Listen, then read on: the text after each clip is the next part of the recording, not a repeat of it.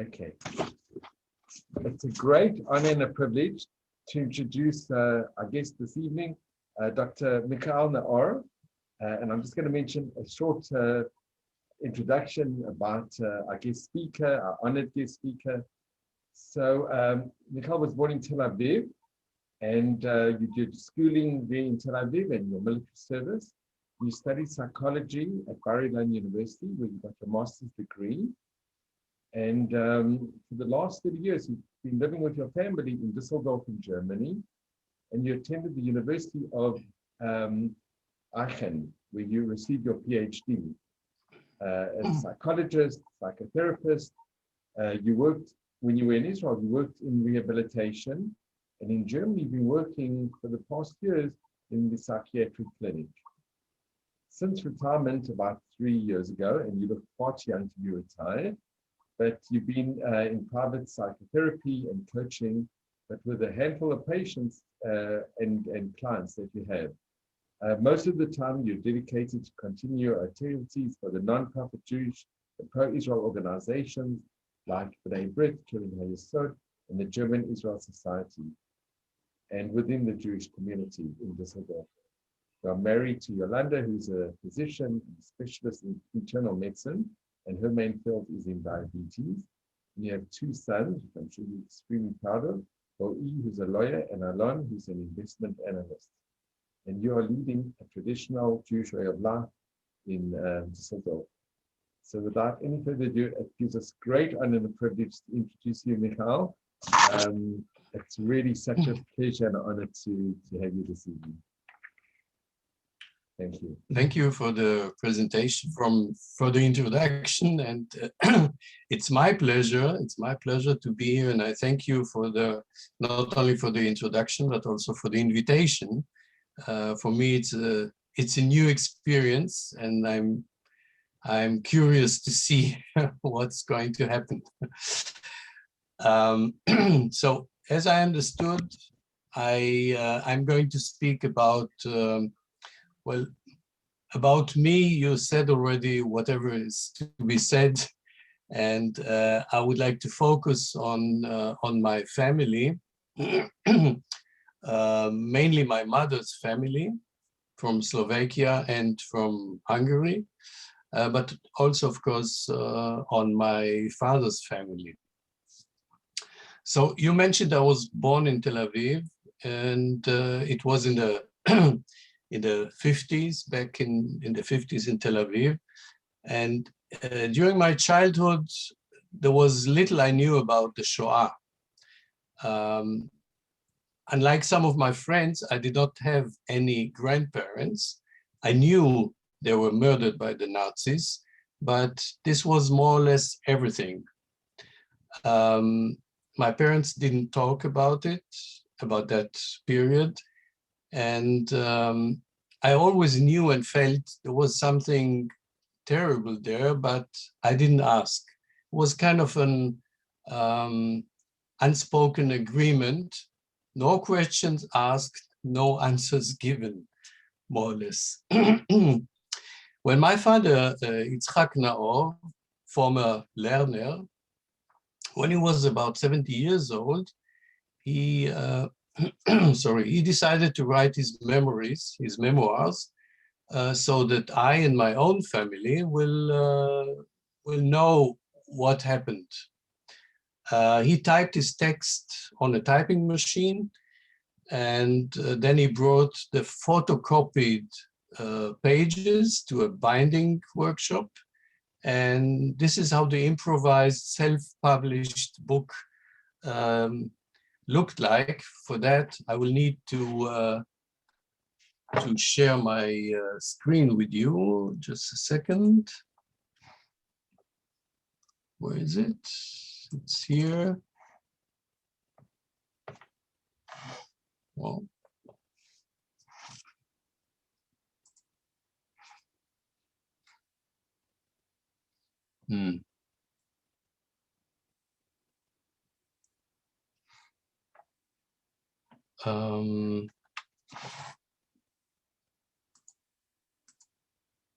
I don't see my presentation. Now this is, not so nice, but let's try again.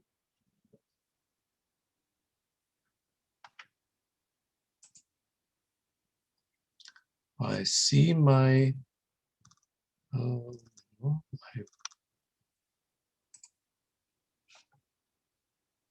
can you see my screen?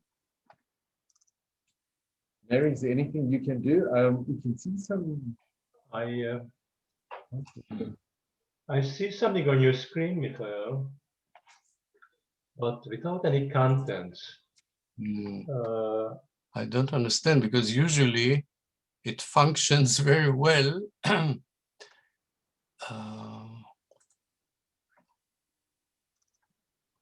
Now this is no. Oh, Ah, there we go. So here we can see some menu.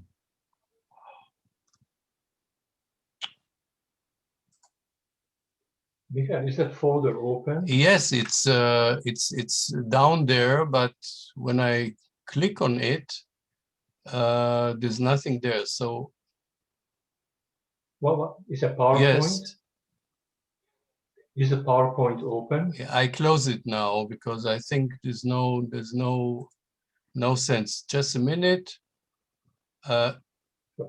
Should it be open or closed? It should be open. Okay, it was open. It should be open on the first page, I guess. Oh, here we go. Ah, See something there? Well, you move. One second. Let's move into the center. Can you see something? Yes, sure. We can see the good. pictures. Okay, okay. I was already in panic. Okay, so this is how the this first edition, so to speak, looked like. This is the first inner side. This was about 1990. In 1996, the book was translated into Czech by a friend and former mate at the forced labor camp. He also submitted the book to a competition about historical papers and issues, and it also received a prize then. About 2 years after my mother died, she died on the last day of 1999, my father consented, after 2 years, he consented to move to Düsseldorf in order to be closer to us. Here he lived in the Jewish home for the elderly.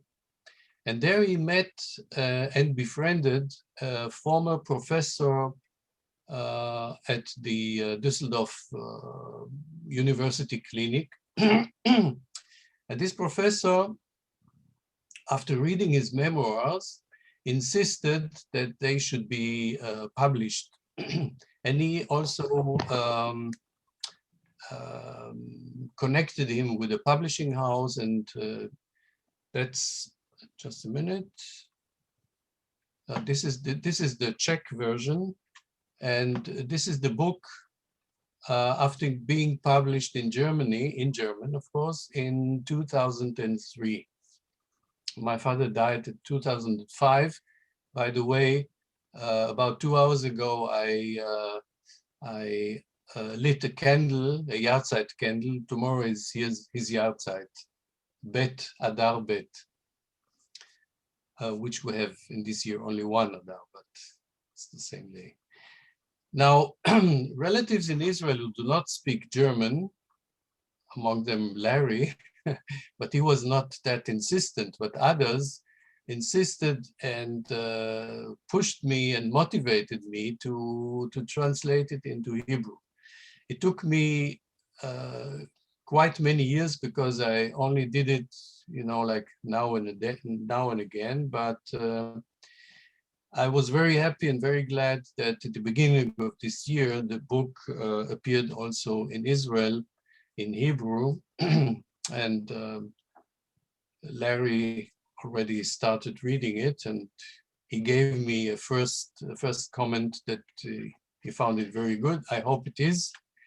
as I said, it is my father's book. I only translated it. Now I am mentioning that book because this book was something that raised my interest in and curiosity in family history in general, and particularly in the period of the Shoah. And Sorry, Michael, can I just ask you, has this book been also translated into English?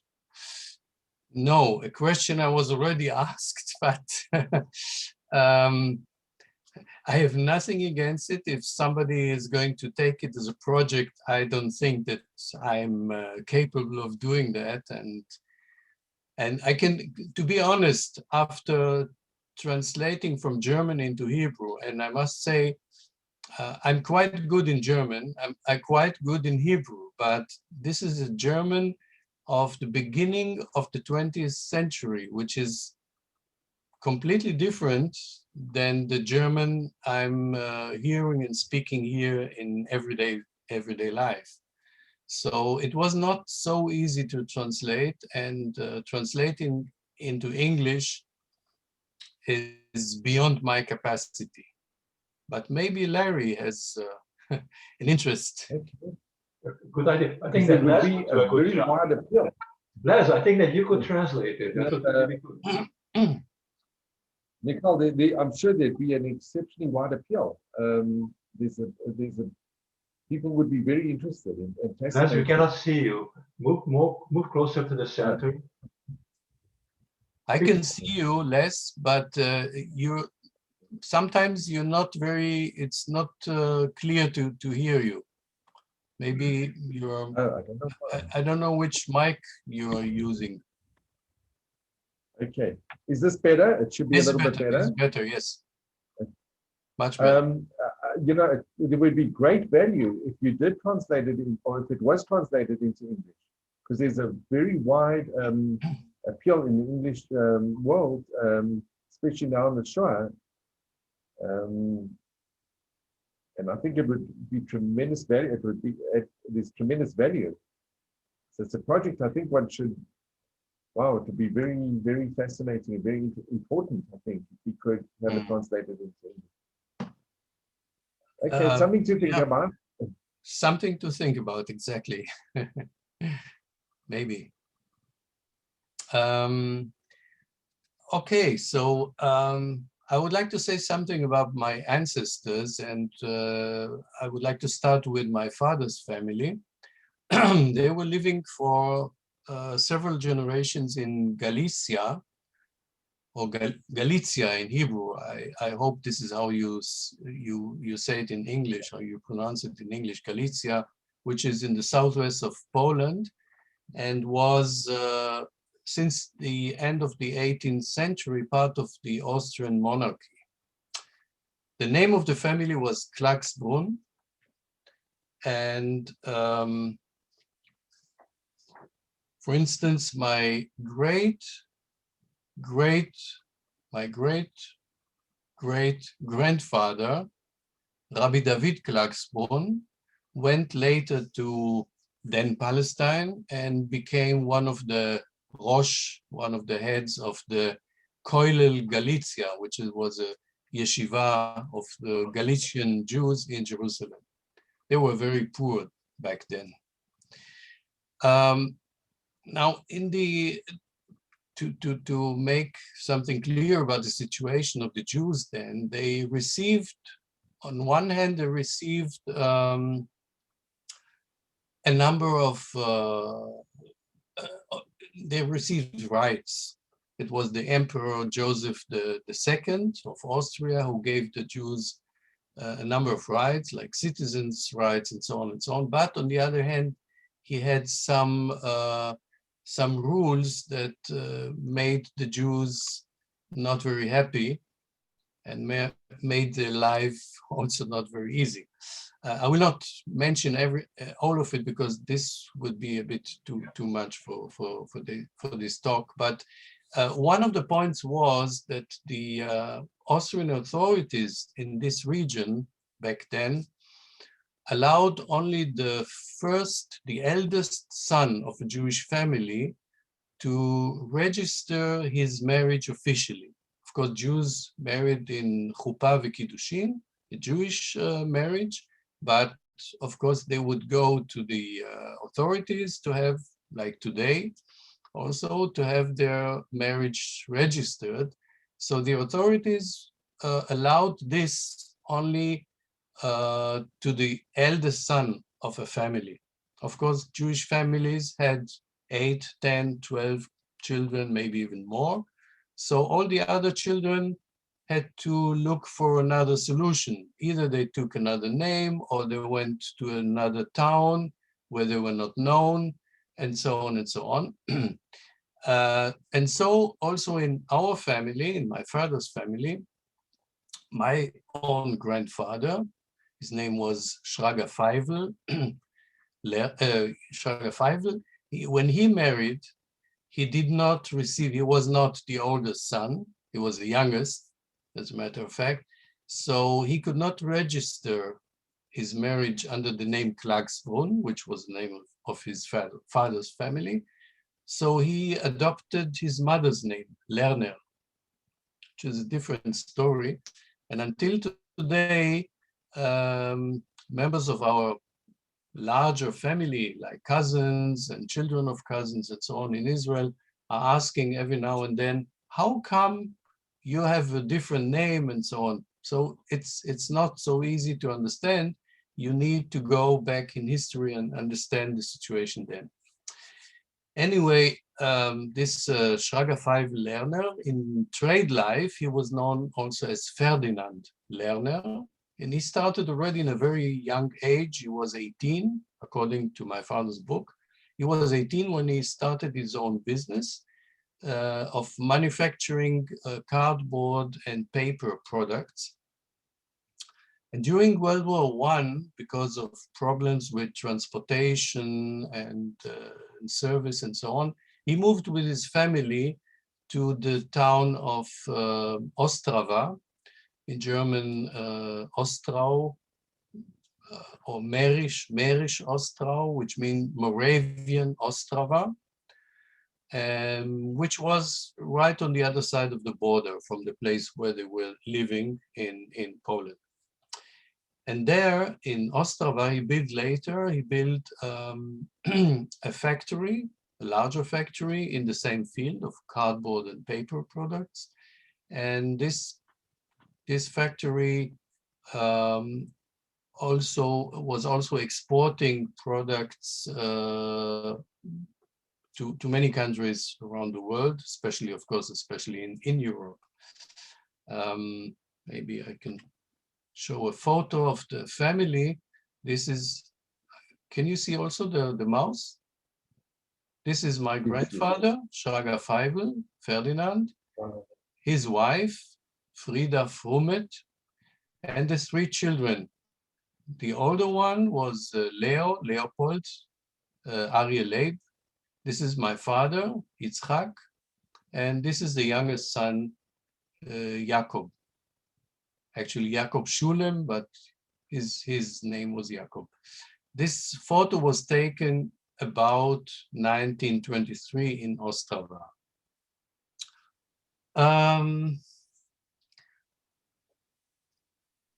Now, let's go to my mother's family. My mother's maiden name was Grünsfeld, and she grew up in Bratislava, as I mentioned earlier. Bratislava in German was called Pressburg, in Hungarian Pozsony. I hope I pronounce it right. And here's a photo of her parents. This is Michael Tzvi. My name, Michael, is after him, after my grandfather, Michael Tzvi, also known as Hermann, and his wife, Elisabeth Erzsébet, in Hungarian, born Grünsfeld. Born Pfeffer. He was Grünsfeld, she was Pfeffer. Now, a few words about the Pfeffer side of the family. My mother's maternal grandfather was Rabbi Moshe Pfeffer, Moshe Mor Pfeffer. He was from Budapest. He was a rabbi and served as rabbi and teacher at the Chevrat Shas organization, Shas Chevre, as it was called, located at the Orthodox synagogue in Budapest. He was married to Mirel Grünsfeld, originally from Bratislava. Here we see Mirel Grünsfeld left, with her mother, Johanna Grünsfeld, and her 3 children. This is Armin. This is my grandmother, Elizabeth, whom we've seen earlier, and this is the youngest child, Arpad. The woman in the back is apparently the maid, I suppose. The Pfeffer family, meaning Rabbi Moshe Pfeffer and his wife, lived on the Kirali Utza in Budapest, which means something like King's Street. It was a very famous street in Budapest back then. And here's my mother, my mother, Judith, also known as Jutzi Grünsfeld, with her sister Eva, who died a few years later as a child, of pneumonia, I believe. And the photo shows both girls on the outer terrace, right in front, probably right in front of the apartment where Rabbi Moshe Pfeffer was living.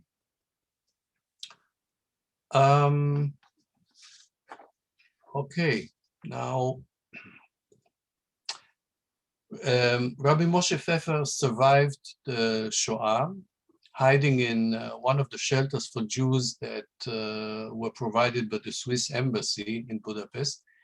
With him, survived with him were his son Armin, his own wife Dobby, and their son Larry. Both Pfeffer and Grünsfeld families were religious families. I suppose nowadays they probably would be referred to as modern Orthodox, as most of them were also professionally active in professions in trade, in craft, etc. They were, of course, familiar with Hebrew as the language of praying and learning, and the Hungarian and Slovak for dealing with the authorities and with the neighbors. But the daily spoken language in both families was German. Now let's get to Bratislava. First of all, maybe a few words about a brief history of the Jews in Bratislava. Jews came to the Slovak region probably together with the Romans. It was somewhere between the 2nd and 4th century. But a documented presence of Jews we have only as of the 12th century. In the 14th century, for instance, there were already about 800 Jews living in Bratislava. They had a permission to live in a restricted area in the center of the town. The town was fortified then, and they had a place. It was also called Judenplatz, like the Jews' square, something like that. The remains of a synagogue from that period can still be seen and visited in nowadays Bratislava. The majority of Jews engaged in commerce and money lending, and they had they've always been like elsewhere in Europe. There have been subject to restrictions and harassments. For instance, there were terrible blood libels, especially in the 15th and 16th century, and Jews all over the Slovak region were burnt at the stake. And after wars, and back then there were many wars, and after each war, the Jews were usually accused of cooperating with the enemy, and they were expelled from the major Slovak towns. After one of those expulsions, the Jews were, meaning that after one of those expulsions from the fortified town of Bratislava, the Count Palfi allowed the Jews in 1599 to settle in his grounds, on his grounds, next to his castle. His castle was out of town. This is the castle. I don't know exactly, maybe in the 60s, 70s, something like that. But we have an impression how it must have been looking like back then, in maybe 300 years ago. So the Jews settled there, a number of families, of course. There was not that much space for more.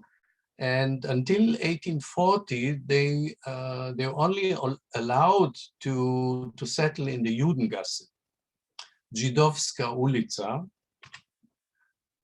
This is a photo from the beginning of the 20th century. In the end of the 19th century, the two large synagogues were built. There were a number of synagogues, but the large ones were built. The Orthodox synagogue, and this was serving the majority of the community, which was Orthodox, and the Neolog, which was the Reform synagogue.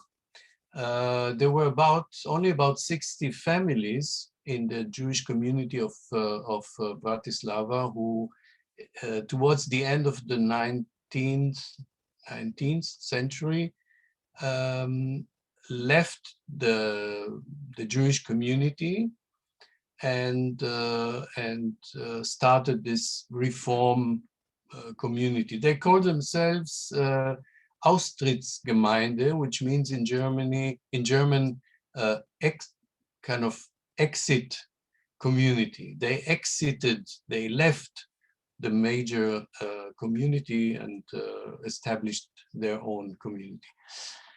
Anyway,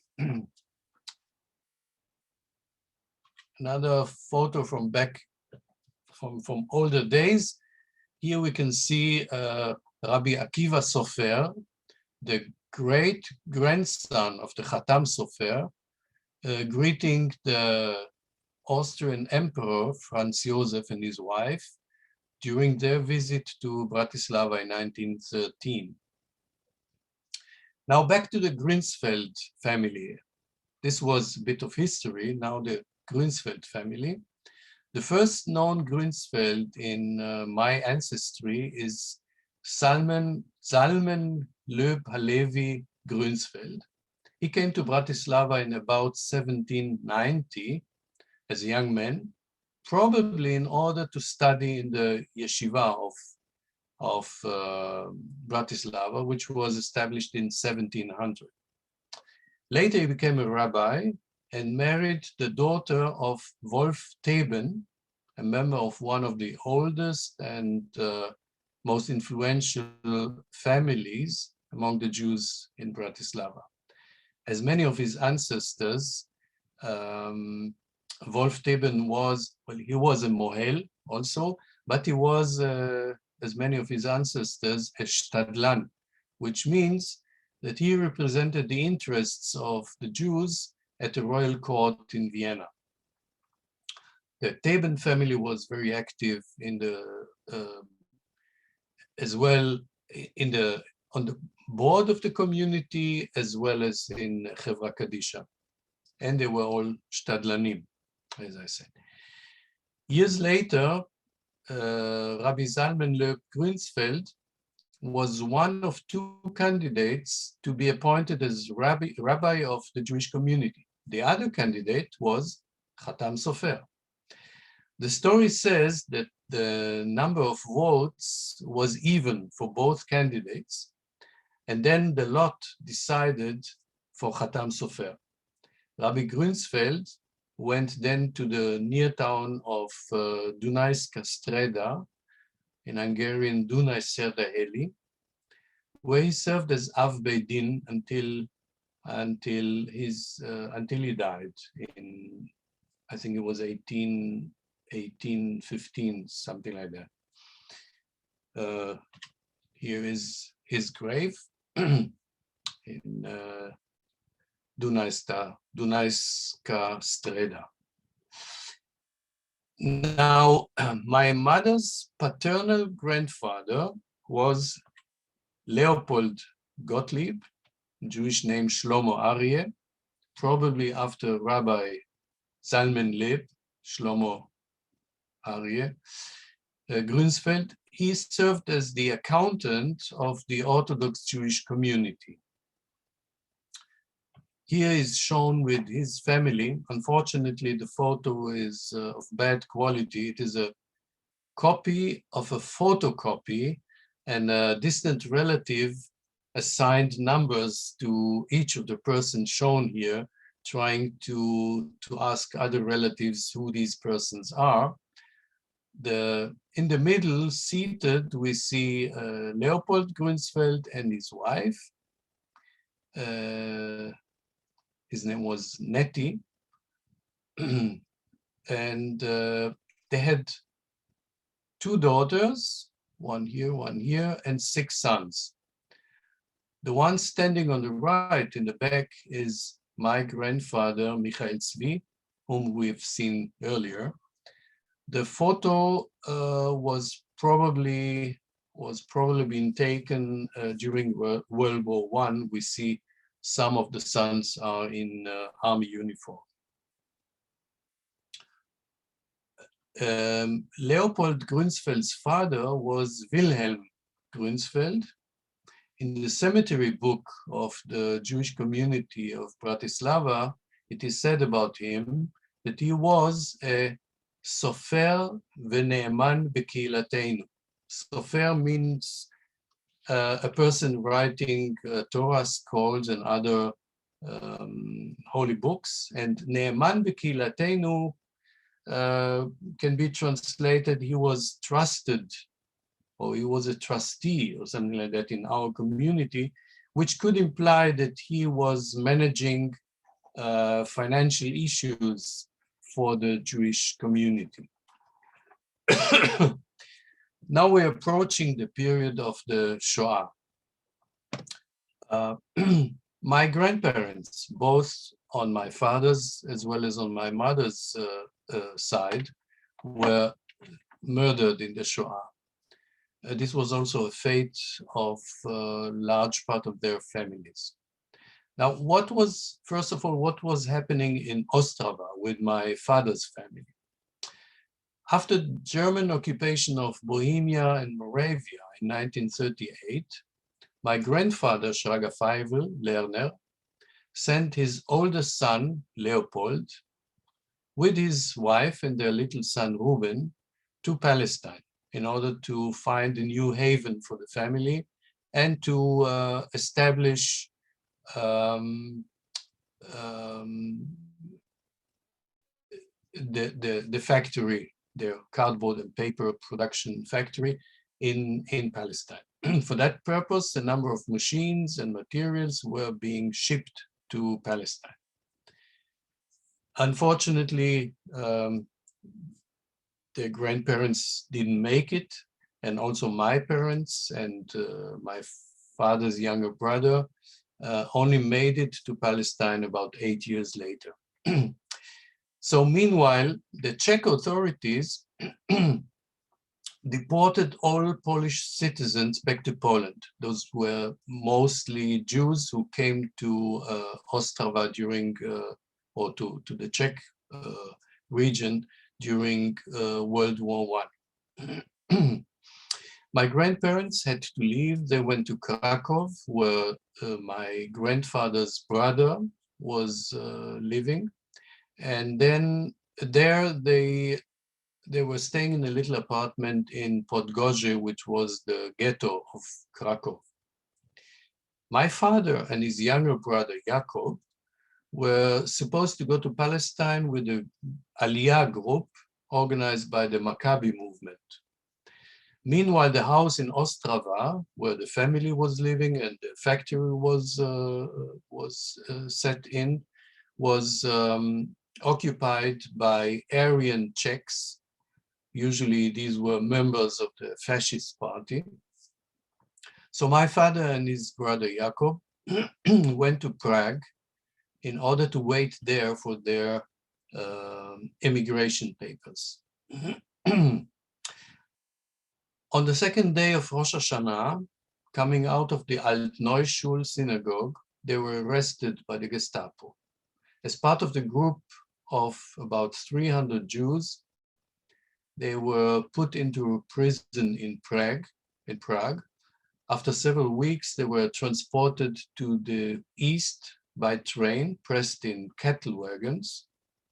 The Germans planned to bring them to Nisko, which is in the east of Poland, where Jews were supposed to be resettled in no man's land between German and Russian lines. As the Russians prevented the train from reaching its destination, the Jews were taken to the town of Sosnowitz, where an improvised concentration camp was established on the site of an abandoned factory. Since most of the Jews in this group were Slovak from Slovakia, which was at the time still independent, the leadership of the Slovak Jewry was negotiating with the Gestapo their release for ransom. After a couple of months, these succeeded, and my father and his brother went to Krakow to see how their parents are doing.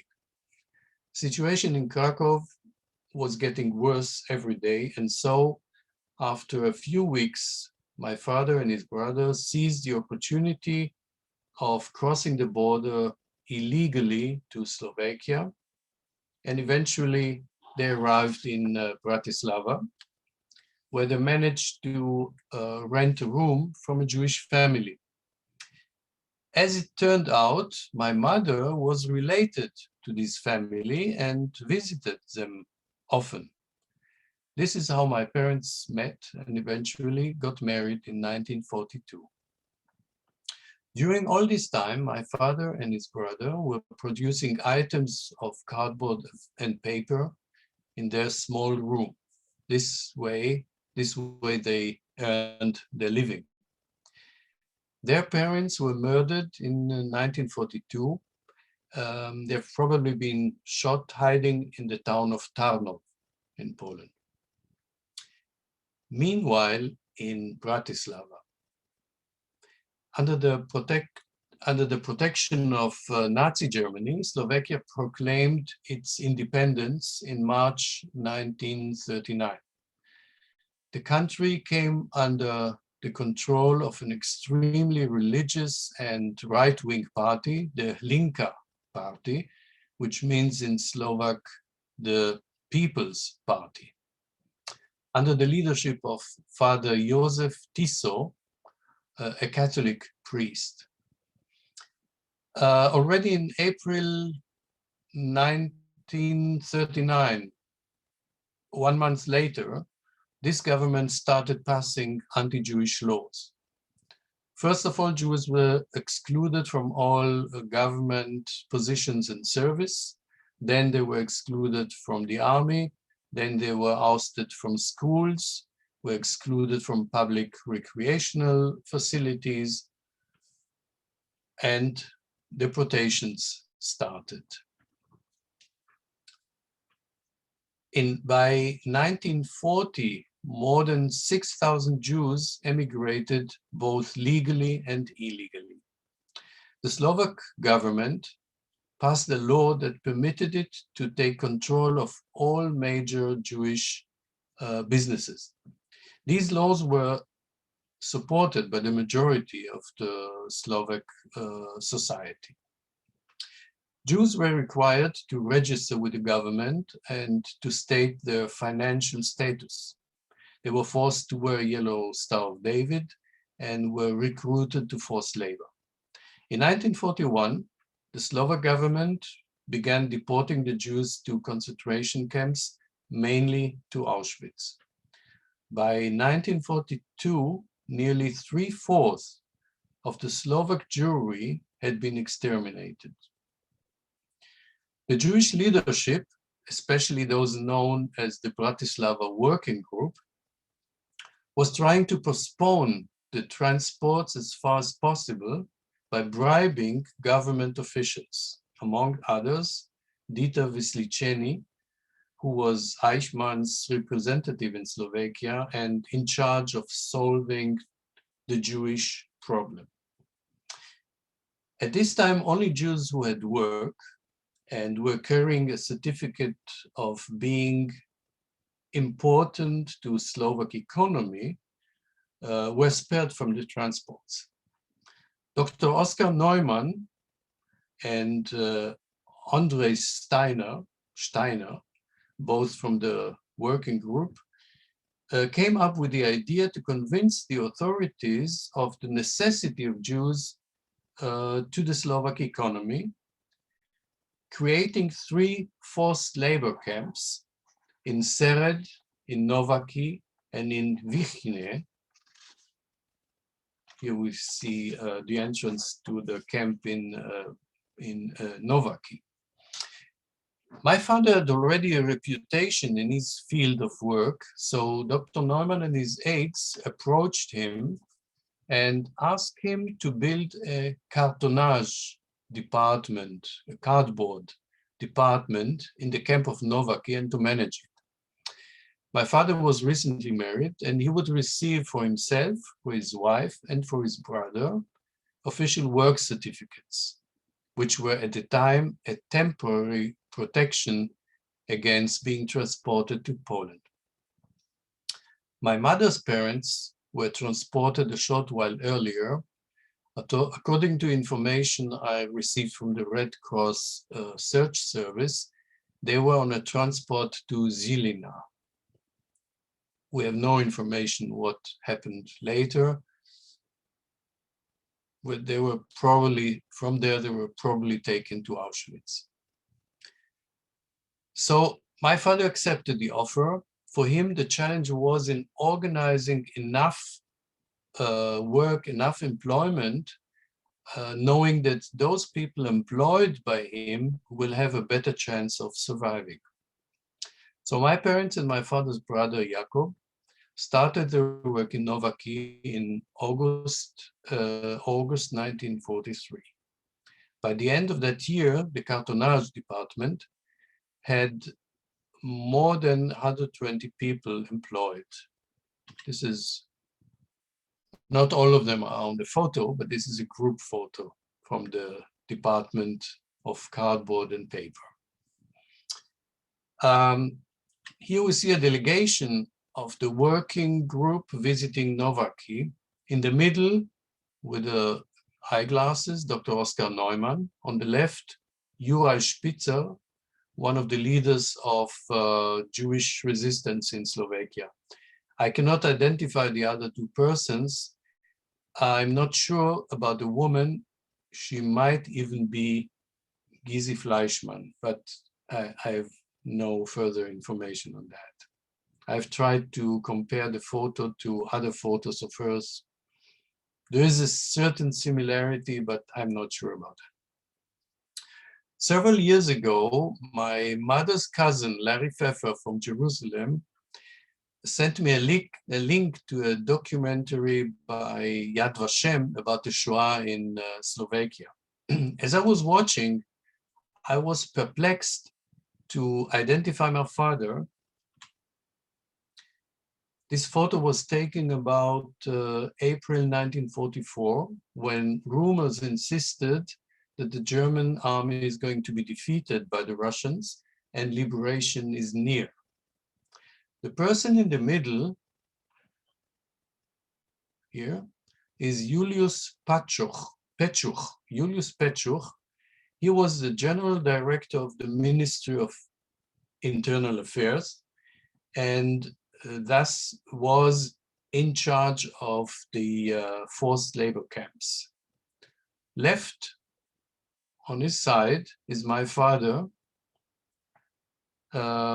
answering questions considering the production processes, and right of them is Dr. Mandler, who was on the Jewish board of the camp. My father described this visit in detail in his book, so this is how I understand the situation shown.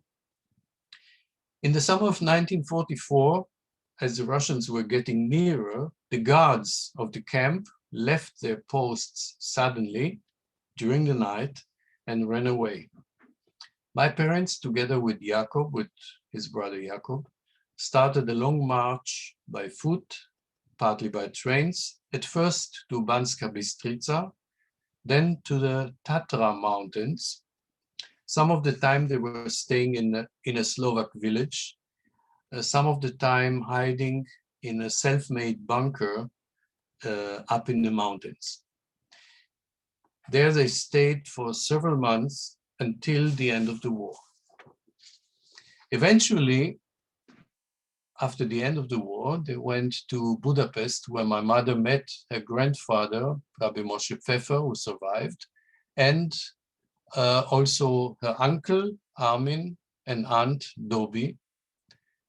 In Budapest, my parents and my father's brother could join a group of the illegal Aliyah. With this group, they crossed the border to Austria by foot at night, later by train and trucks to Italy. In the port of La Spezia, they were stopped by the British military police. We see the two police boats, the bottom of the photo, and this is the ship. It's more of a boat than a ship. The British understood that these are illegal immigrants, and they prevented them from leaving the port. So the illegal immigrants, under the leadership of Yehuda Arazi, who was one of the commanders of the Haganah, started a hunger strike. This is a photo from a American Yiddish newspaper reporting about the hunger strike. The person at the front here with the eyeglasses is my father. After 33 days of being detained in the port, and after 75 hours of hunger strike, the British government surrendered to international pressure, and the ship could start on the journey to Eretz Israel. This is the boat again, the ship. On the 18th of May, 1946, the ship entered at last the port of Haifa. And I think this is, at the moment, the end of the story. Of course, there's a story of what happened later, but I think this is the main part of the story. And this is the story that is being told in my father's book. Thank you for your attention. Michael, I have a question for you. Michael, it's been Was your mother absolutely with amazing. Pardon? Again? Was your mother with the partisans for a while in the Caucasian mountains? No, they were not with the partisans. They met partisans several times, but they were not part of the partisans, no. I think your mother told me that they were so hiding in the snow or something. Yes. She had some she had some problems with her legs as a result. No. I don't know anything about it, but they were hiding for several months in, as I said, in a self-made bunker in the mountains. It was winter, and I can assume they had also problems because it was very cold, and they definitely didn't have enough to keep them warm. So these were not easy times, definitely. What was the movie that you were referring to that maybe I sent to you, where you found your father's photo? What was the name of it?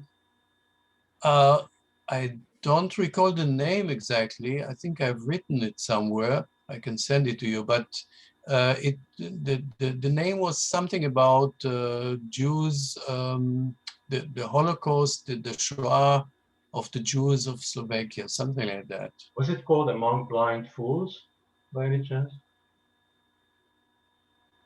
Maybe. I really don't No. remember. It's maybe 2-3 years ago that you sent it to Oh me. no, then something. I don't know what it was. I don't recall. It's not that long ago.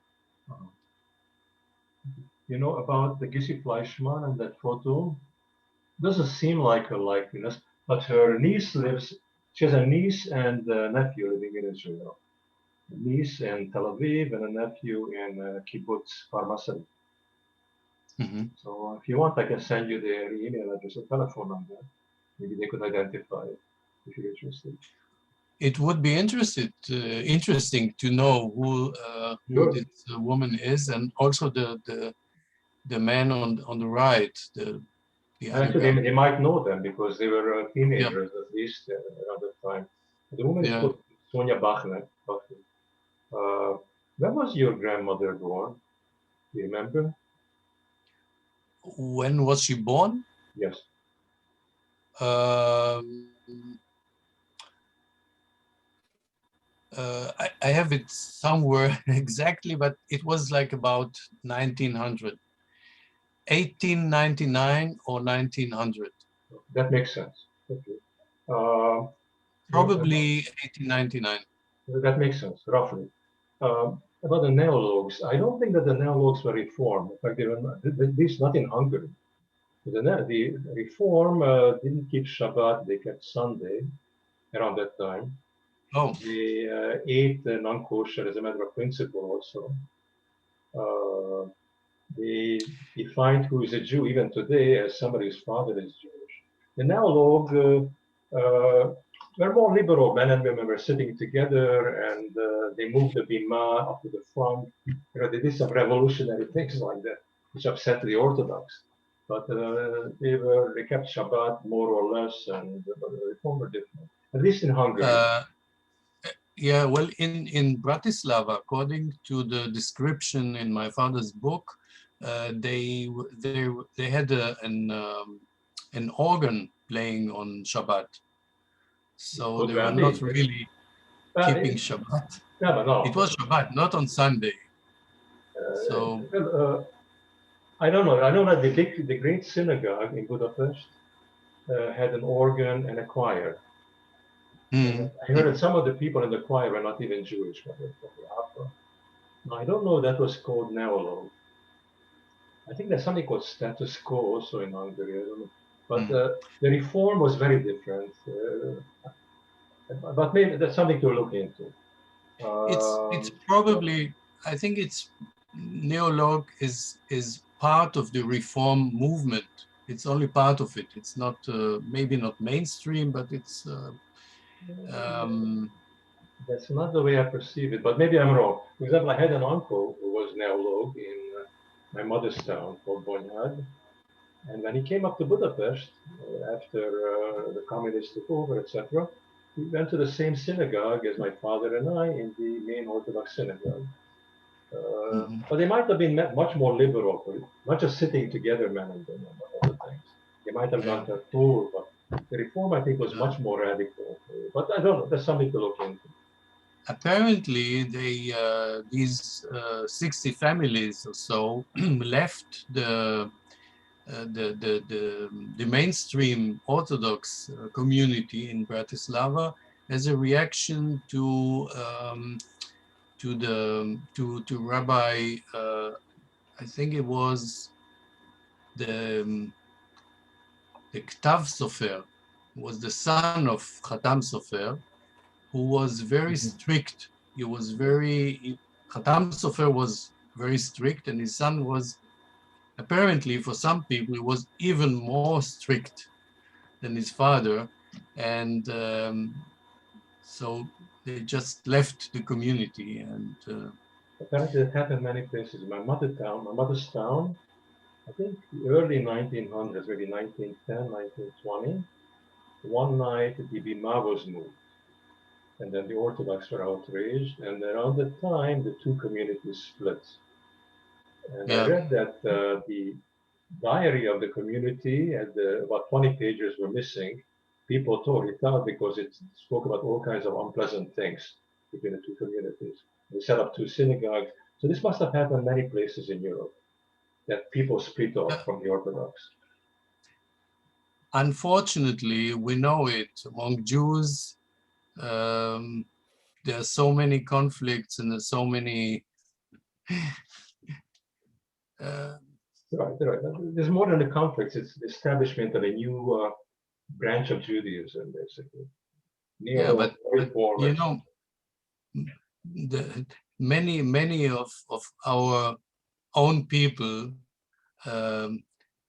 have the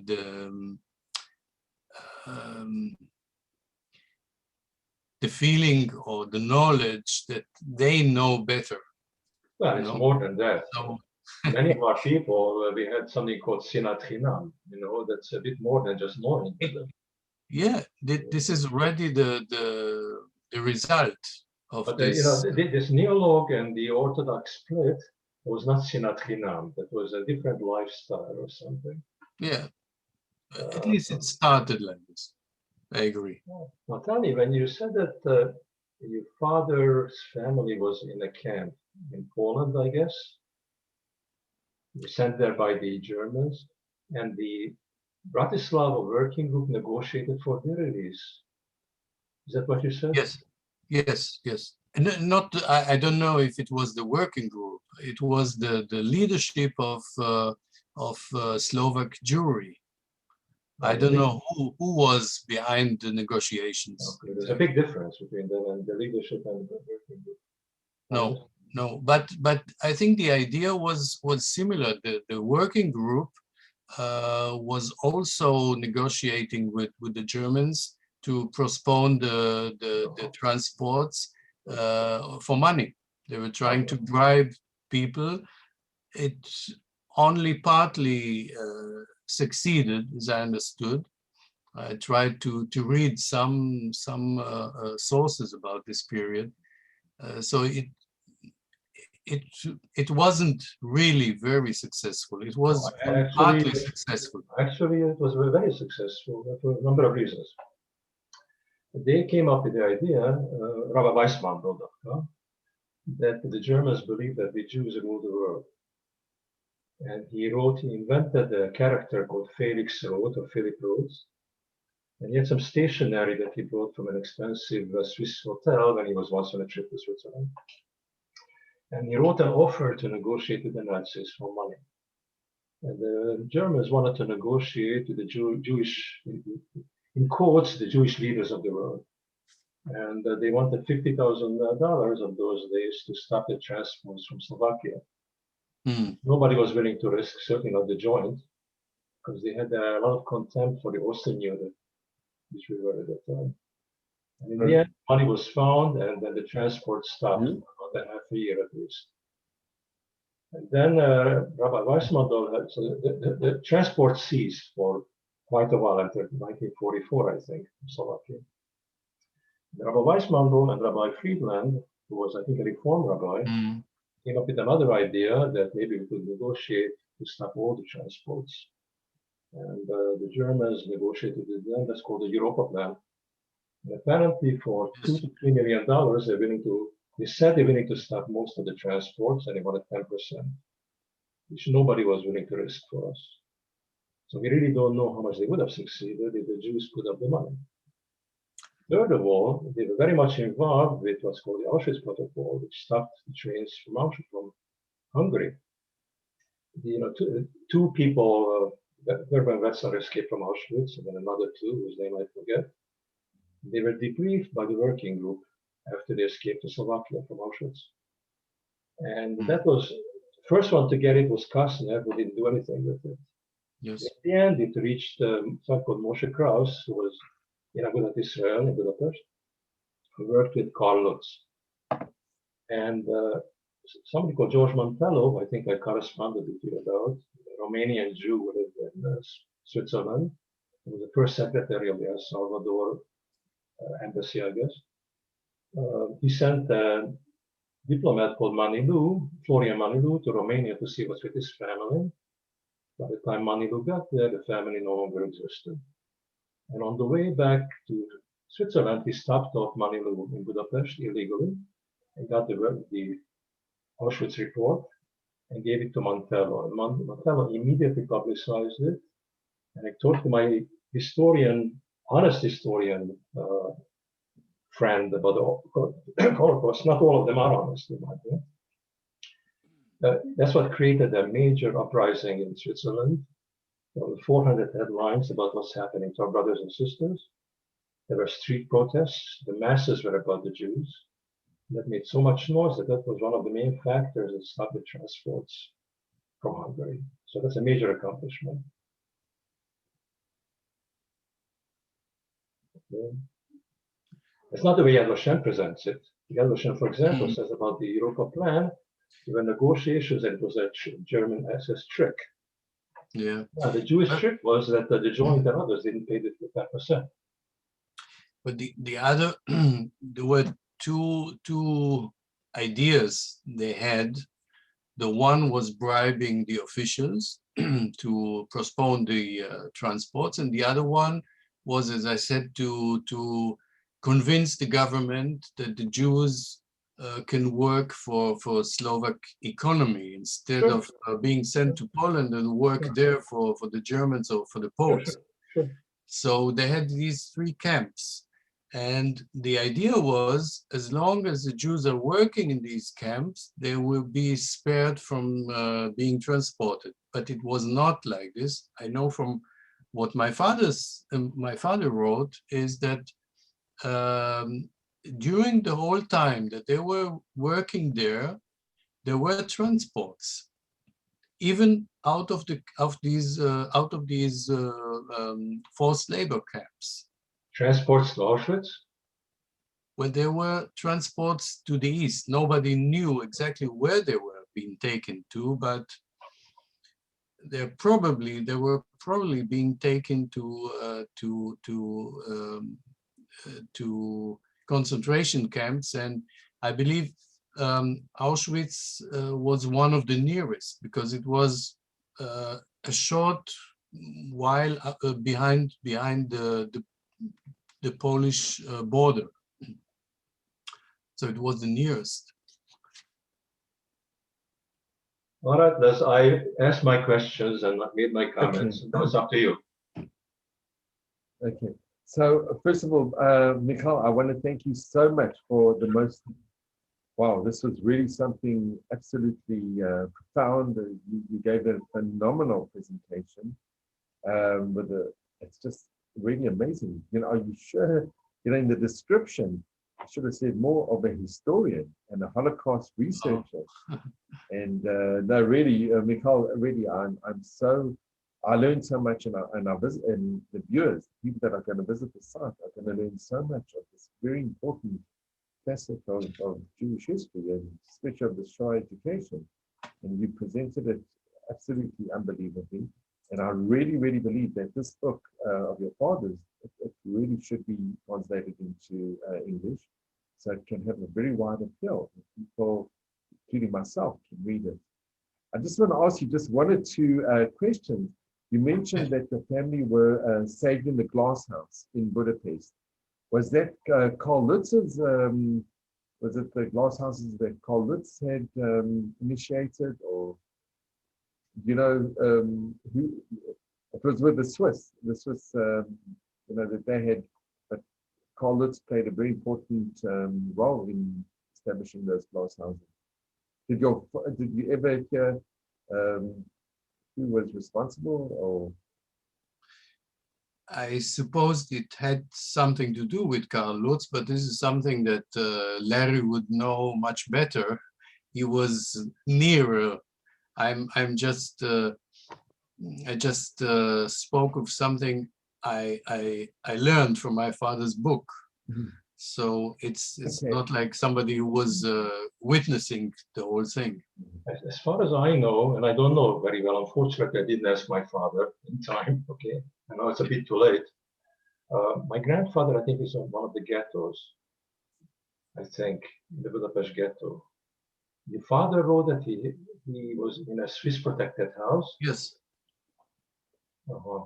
So then your father probably knows better than I. He knew better than I But probably. I know my father was in the glass house for a while. That was under Karl Lutz's protection. But I always thought that my grandfather was in the ghetto. But maybe I'm wrong. So maybe it was in another house, not in the same house, but in another one. No, but it was definitely not in that house. My grandfather. Mm. He might have been in another house. What exactly did your father write? I can look it up in the book, but Yeah, send it to me. You can look it up. Send it to me. when they went to Budapest and they went to the house without even thinking, he's writing without even thinking whether the grandfather is still there, my mother's grandfather. Yeah. But they went there, and she knocked on the door, and really he opened the door, and it was, of course, a very emotional moment for all of them, especially for my mother and her grandfather. And then he asked them inside, and they were drinking a coffee. It was not real coffee, but the coffee that was then. And they told each other of about their whereabouts in the couple of last years. And the grandfather told them that he was saved in a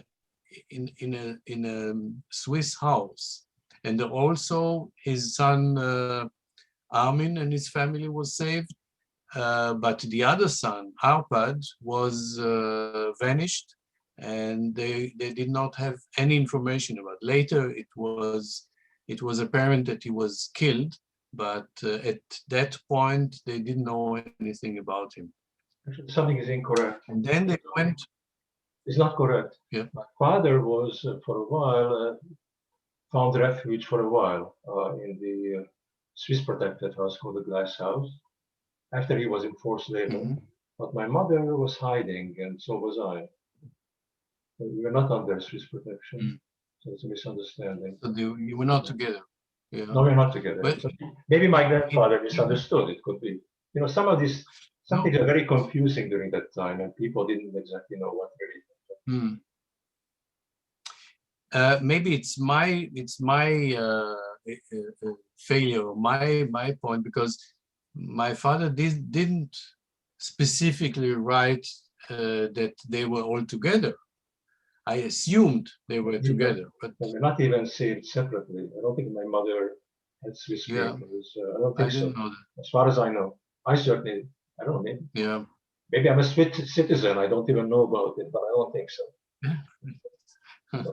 By the way, I have a comment about the photograph where your mother and her sister were in the building where my grandfather lived.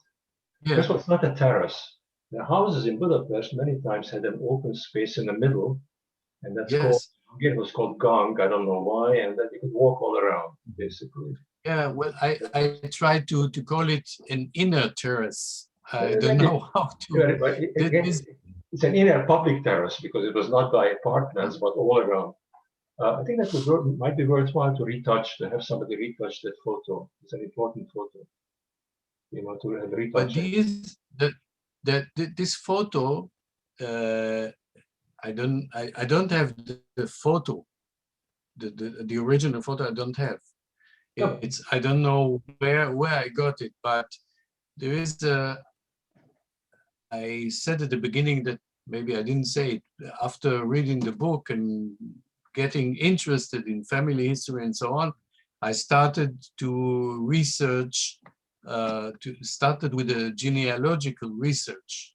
Yes. So it's not only until about the days in Bratislava that we're speaking about, but I came a long way back already in my father's family, somewhere beginning of the 18th century, and in my mother's family much earlier, in Prague of the 14th century, and from there there's a lead back to Spain. So there's a whole, it's very interesting. Until today, You did a after great more job. than 20 years, I'm still interested. No, So no wonder, why no did I wonder say you call that? a doctor. You could get a doctorate on this, you know. I A second agree, doctorate. Definitely, at But- least. At least a Michael, doctorate. can I just ask you? I mentioned that because I don't know if you're familiar with this platform of MyHeritage. Yes, I know. Sure. I've heard about Yeah. it. So I'm in MyHeritage already for many years, since the beta version, the first version. And they have, meanwhile, they have a service. If you have photos on the website, like on your family tree, on their platform, you can refresh the photos, and you can even get colors into the photos. So now all the colored photos that you have seen now, The colorized. these are really? not original colors. This is being colored with this technique. And you can do it on I thought MyHeritage. it was interesting seeing those Yeah, photos. it's a great thing because the photos look more lively, It comes in my alive. opinion. It comes alive. No, but the retouching is another story. There are a number of cracks on that photo. Maybe that could be straightened out. Yes. I think I saw in Rehov King George in Jerusalem, some photo store years ago offered the retouching service. I think it's something that Yeah. photo shops usually do commonly. Maybe there's some software for it. It's worth thinking about. Very interesting what you told them. Maybe Okay. I will have to print it, and then it's on paper. But No. it's an idea. No, the main thing is on not on try. paper. There might be software for it, you know, where you actually need the file, which is what you have. Maybe the retouching is done on a file, not on paper, you know. Yes, of course. Something to look into. You know, Michael, I can I just ask read you? about this service. I think it was done by an Israeli company, colorizing. About a year ago, I read about that in the Jerusalem Post. That they take old photos and they colorize them, just like the colorized movies, you know, from the early movies of Charlie Chaplin, etc. Interesting. Exactly. So MyHeritage just took this technique and applied it on their. I think they might have worked with MyHeritage. I think so, something like that, with a vague memory. By the way, Hannah-Lisa, remember I mentioned to you Hannah-Lisa, an artist? She's from Dunaserda, hey? Yes. I remember, yes. And it's pronounced hey, like Elva in Hungarian is here. Hey, Dunaserda, hey, Király. I still receive every year an invitation to the Azkara at the cemetery of Dunajska Streda. From I almost went last year. What's his name? Kornfeld, Mr. Kornfeld. Right. He manages it, right? I believe there's some kind of family connection with the Kornfelds on my mother's family. Maybe. Never heard. Maybe. I almost went there last year because Hannah-Lisa thought that I would be interested in going, and it didn't work out. That was, I think, the 70th anniversary or 75th anniversary of the Shoah in Dunaserda. I think Les wanted to. Yes, well, Michael, can I just ask you, when your father, when he had the book bound, and he had it like self-published for the first time. Yes. When did you read the copy of that book? When did you actually read it? Was it soon after that? Yeah, soon Okay. after that, because And- I was already reading German and understanding German at the time. Yes. And then did you ask him questions about the book, or did you ask him to speak to you about his experiences, Yeah. or if he could open up to you? At first, I just read parts of the book. I didn't read the whole book right away. It took me some time, but I did ask him some questions. What interested me back then was especially details about the family, because he's writing in the book like who was the grandfather and his father and so on, a number of names. In 2007, it was, yes, 2007, I visited the archives in Bochnia, which is a major town in the area where my father's family used to live. Not in this town, but this town is like I don't know, in German they say Kreisstadt, like the city or the town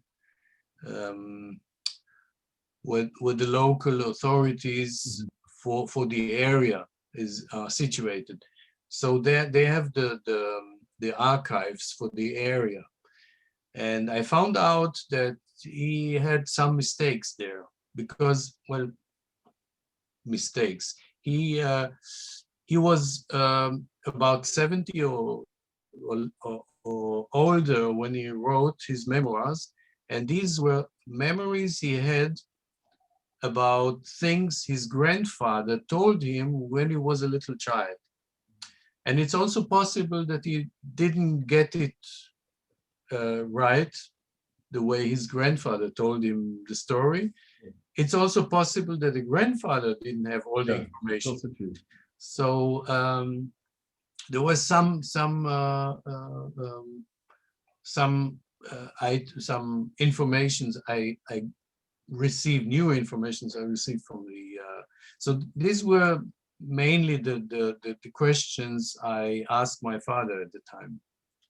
And was it very difficult for you to read the book and see this is who your father is that you grew up with, and it was kept quiet from you, or that you couldn't ask, or you felt uncomfortable asking, and now you're reading it and it's in the open and it's for the public to, to see something that is very private within your family, and now it's become public.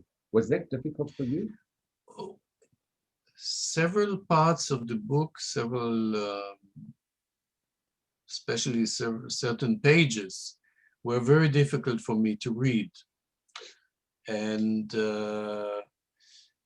but not as if you mean when the book was really published for the public, I didn't have any problems with that. But when I first read these pages, it was difficult for me, and I didn't speak to my father about these pages, about this period.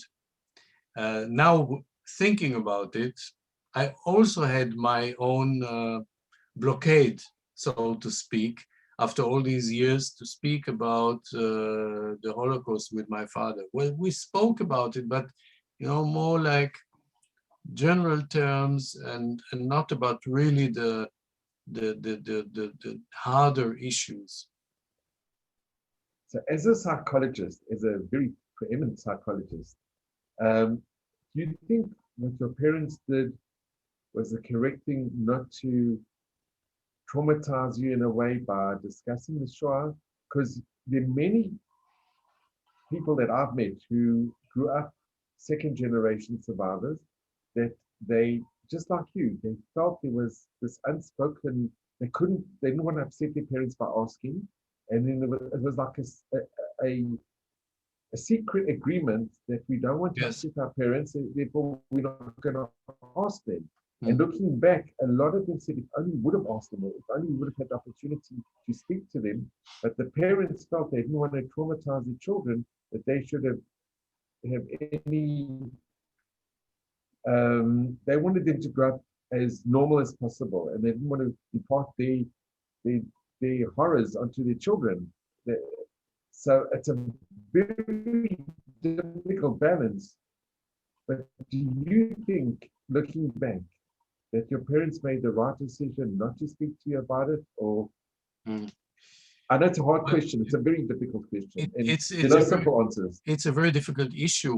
First of all, I'm not sure that my parents decided, you mean really decided not to speak about it. I think it wasn't possible to speak about it, so they didn't. It was not that they were, I don't think they were discussing the issue among themselves and decided, you know what, we're not going to speak to our son about it. It was not, how do you say,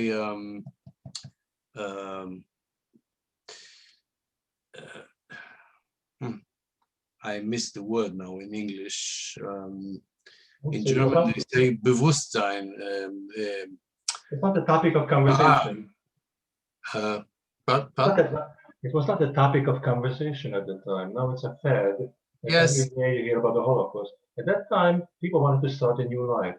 It was not a known decision. It was not a logical decision. It was something that was happening within their heads, where they probably didn't have much of control about it. But this is the one. I would say it was different. I two of my best friends in New York were from Hungary also, and they went through the Shoah as well, just as I did. We never ever spoke about that because we were living in a new world. We started a new life. Today, I mean, you didn't hear about the Shoah and Shoah survivors all the time. There were no Shoah movies. It was not a fashion. Today it's a fashion, a fad. There's one another point that my father doesn't mention in his book, but I know from stories that I heard years ago. When they came to Israel,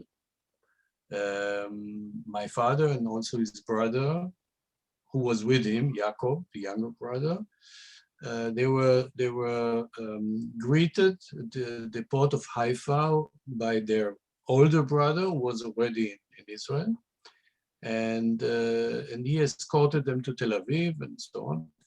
And on the way, they started telling they had the necessity, or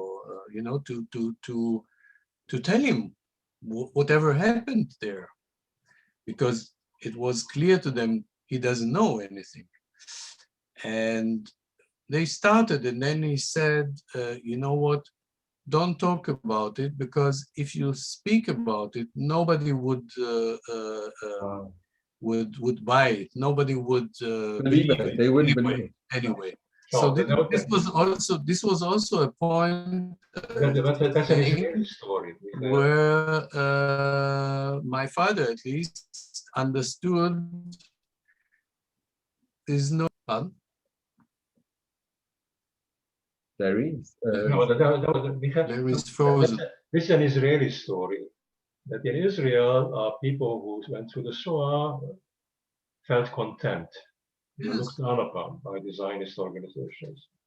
In New York, there was no such a problem, or in Hungary, but it was not a fad. But I know here, the children used to call somebody else a sabon, with a square, okay? Was it an actual contempt for somebody who was in the Shoah? No? I don't know if you read Tom Seger's book, The Seventh Million, the television program about that. There was actual contempt for Holocaust survivors. But in Israel, not elsewhere, not in New York and not in Hungary, and we still didn't talk about it that much. It was not a topic. I watched Fox News.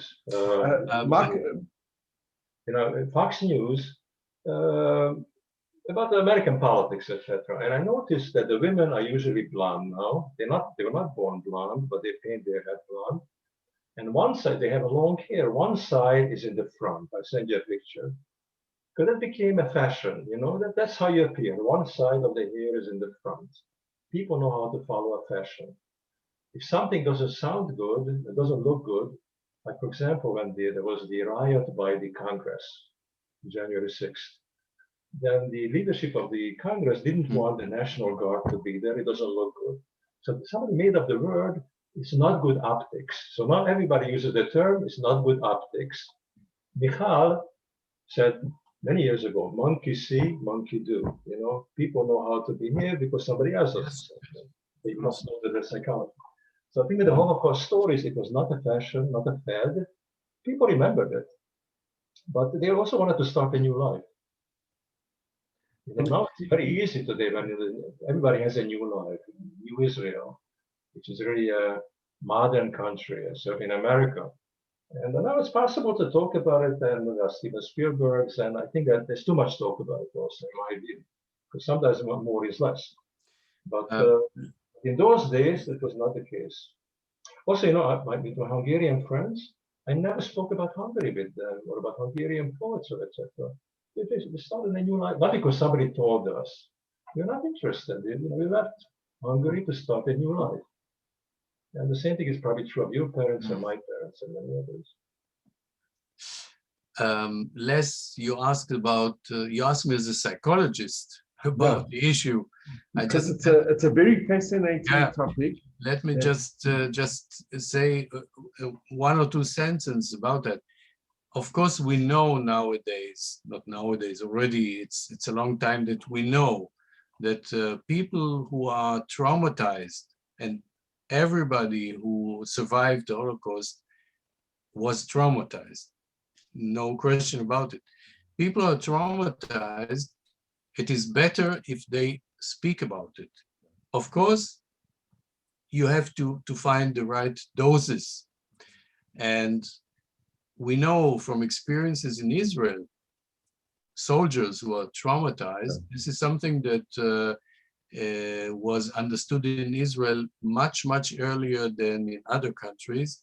The best way to prevent this Helem Krav, this trauma, this war trauma and so on, is to start the treatment, the therapy or whatever as soon as possible. Even a few hours after the event. You think that your parents would have had a different life? Your parents would have had a different life if they started talking about it every day, right after the Shoah? I didn't say that. I don't know. No. I don't know. What do you think? What do you think? This is, hypothesizing. No, but that's not. I know as a child, Larry. I know as a child, I heard that my father was sometimes out of his sleep. He was shouting, you know. Not me. Yeah, I knew something was wrong, but I didn't. It made me fear. You know, something is wrong with him, and I don't know exactly what, but I cannot speak to him about it. So I don't know if my parents would have had the chance, as they came to Israel, then still Palestine, it was still pre-state Israel. If they had the chance then to speak about it, to see a therapist about it, if he wouldn't have these nightmares, I don't know. It's difficult to say. Michal, did your parents have a lot of friends that came from the Shoah, or did they associate with friends that were also who came from Europe?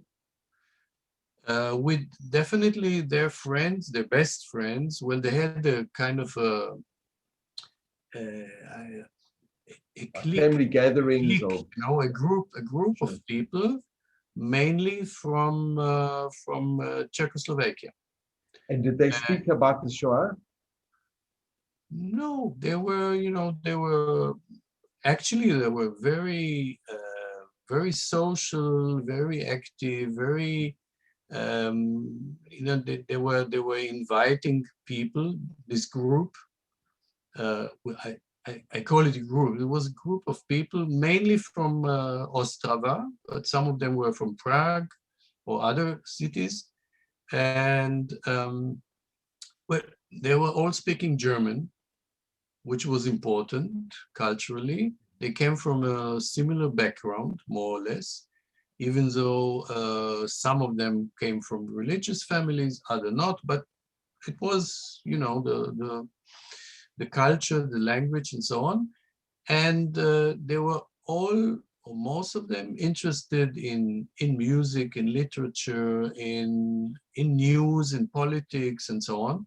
So they were meeting, I think it was maybe even every week, alternating in different apartments. And several times I had the chance of being there when they were guests of my parents. We had a piano, and there were at least two persons who were playing very, very good. And they were playing hits. They were not playing classic. They were playing hits that people could sing together, not Israeli songs, more songs from the past. And they were telling jokes. They were singing. There was always a lot of joy, a lot of and as far as I can say, at least most of these people, if not all of them, were survivors of the Holocaust. They were all in some way or another affected. That's because everybody from that area was affected by the Shoah. They didn't necessarily seek them out because they survived the Shoah, but they came from the same cultural background.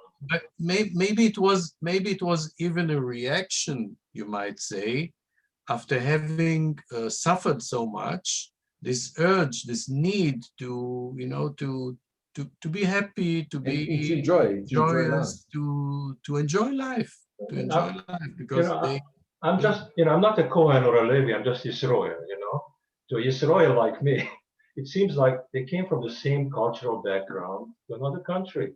And obviously they wanted to be with people like them, who knew the same songs in their youth. It was called the Schlager in Hungary, also probably over there. Yes. They knew the same people, they knew the same museums, the same mountains, the same Bratislava or whatever they knew. Yes. That's natural. Yeah. I told you two of my best friends were from Hungary. With one of them actually went to Cheder in Budapest also. And why were they my best friends? Because we had a similar cultural background, nothing to do with the Shoah, nothing to do with anything. We spoke the same language, we came from the same place more or less. Our parents were similar, Orthodox, and that's natural. I think to dress everything up in the costume of the Shoah, I think actually is not helpful because it's a distraction, I think. No, it's not. I didn't say that. No, you didn't say that. No, you didn't say that. No. Okay. But there could be implied by somebody that, obviously they always Holocaust survivors, they all wanted to cry together, but they didn't want to cry, they played music. That's baloney. That's not the reason. No, I just mean that. I'm not saying it about you, not at all. They have the same cultural background. They're amorous like me in psychology. It seems like that's a simple explanation. Yeah. And Pshat has a lot of value. My father was, I think it was in the 80s maybe, that he became member of Bnei Brit. Oh, okay. And he became a member of Bnei Brit, of a lodge called Yedidut in Hebrew, Societa.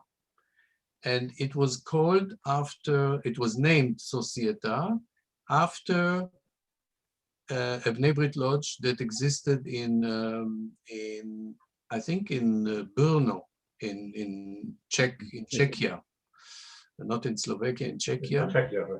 And the members of this lodge, or at least most of them, came from Czechia and from Slovakia. So also another similar background, German speaking. They were speaking German during the sessions in Israel, a German-speaking lodge. There were a number of German-speaking lodges, by the way.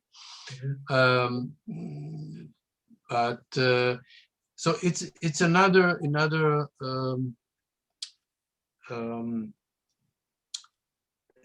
another example maybe for people who are trying to get together with people who understand their background, culturally, language, and so on. So, Did you Michael, I have to ask. Okay, go ahead. I'm sorry. Go ahead. Okay. Well, Larry, you go ahead and then I'll ask. No, you go ahead. Go ahead. Okay, so Michael, this is like a very difficult question, but I think I have to ask it. Being a second generation survivor, I think everybody would want to ask, what made you want to go to Germany? And wasn't that exceptionally difficult for your parents, your decision to go live in Germany? And forgive me if I'm asking this because I hope I'm not out of line in asking you this question, but I'm intrigued to know. The question is a very good question, and no problem about it. It's not the first time I've been asked that question. I'm sure. It's understood. First of all, about my parents. My parents, it's very interesting. My parents were, let me see, I think it was in the 70s, 74. My father went to Germany the first time in end of the 60s already, on a professional visit to see a fair, a very large, a very big fair in Hanover in Germany. And he got befriended with the people where he was staying. They rented a room in their house. They got good friends, and then my parents came to visit. And then I went with my father together again to this fair and to others. So it wasn't only Germany; it was Italy, Germany, and Holland. But in Germany, we were we also met these people, and they were really, I mean, good friends. They were good friends. They had very good, very warm relations with this German family. They invited them. They were staying in my parents' apartment in Tel Aviv when they came to visit. Anyway, my parents went. I don't remember exactly when the first time both of them went together to Europe. I think it must have been around 1970. I don't know, probably beginning of the 70s, let's say. And they were also in Austria, they were also in Germany. They were traveling around. And wherever they were, they made friends, because my parents were very open persons, both of them. My mother probably more than my father, but both of them were open. And everywhere they were, they would speak to people in a shop, in the street, in the station, at the station, and so on. And then they started talking and asking questions, and getting to know each other. They were very open and they're very social. And it's very interesting. They did not have, despite the past, despite everything, they did not have this, how should I say, this grouch, about a present, about people living in the present. of course, they could not know what the people they were speaking to were doing, if they were old enough, what they were doing 20, 30, 40 years ago. But they were open, and they were, of course, they were not, if they knew, they would not be friendly to somebody like this, but they considered every person, no matter which religion, which nationality, and so on, first of all, as a person. And if the person was sympathetic, was friendly, was open, was kind, then it was okay. So I never got, from my parents, I never got the impression that I should have any bad sentiments towards a certain people, in that case, German people. This is one point. I wouldn't have thought about going to Germany because I didn't have any interest or any cause. And then I met my wife, and my wife, her family came from Romania to Düsseldorf, and I mentioned she's a physician, and she, the same as I, both of us are only children. So we got married, and we lived in Tel Aviv, and after about 4 years, her father got very sick, and she was really in trouble about it. And there were no computers and Zoom conferences and iPhones and so on. And it was very difficult for her. And I saw it, and I told her, you know what? I saw she was really suffering. And I told her, you know what? If I can find a project, maybe doing a PhD, maybe doing research, maybe kind of something different, we can go for 1, 2, 3 years. This was the idea. Of course, as life is, it took longer. First of all, the illness was longer, and then at a certain point he passed away, and the mother was left alone. She was also not very healthy, and so on. So meanwhile, we had already one child that we took with us. He was a few months old, and then we got another child, and children go to school, and so to be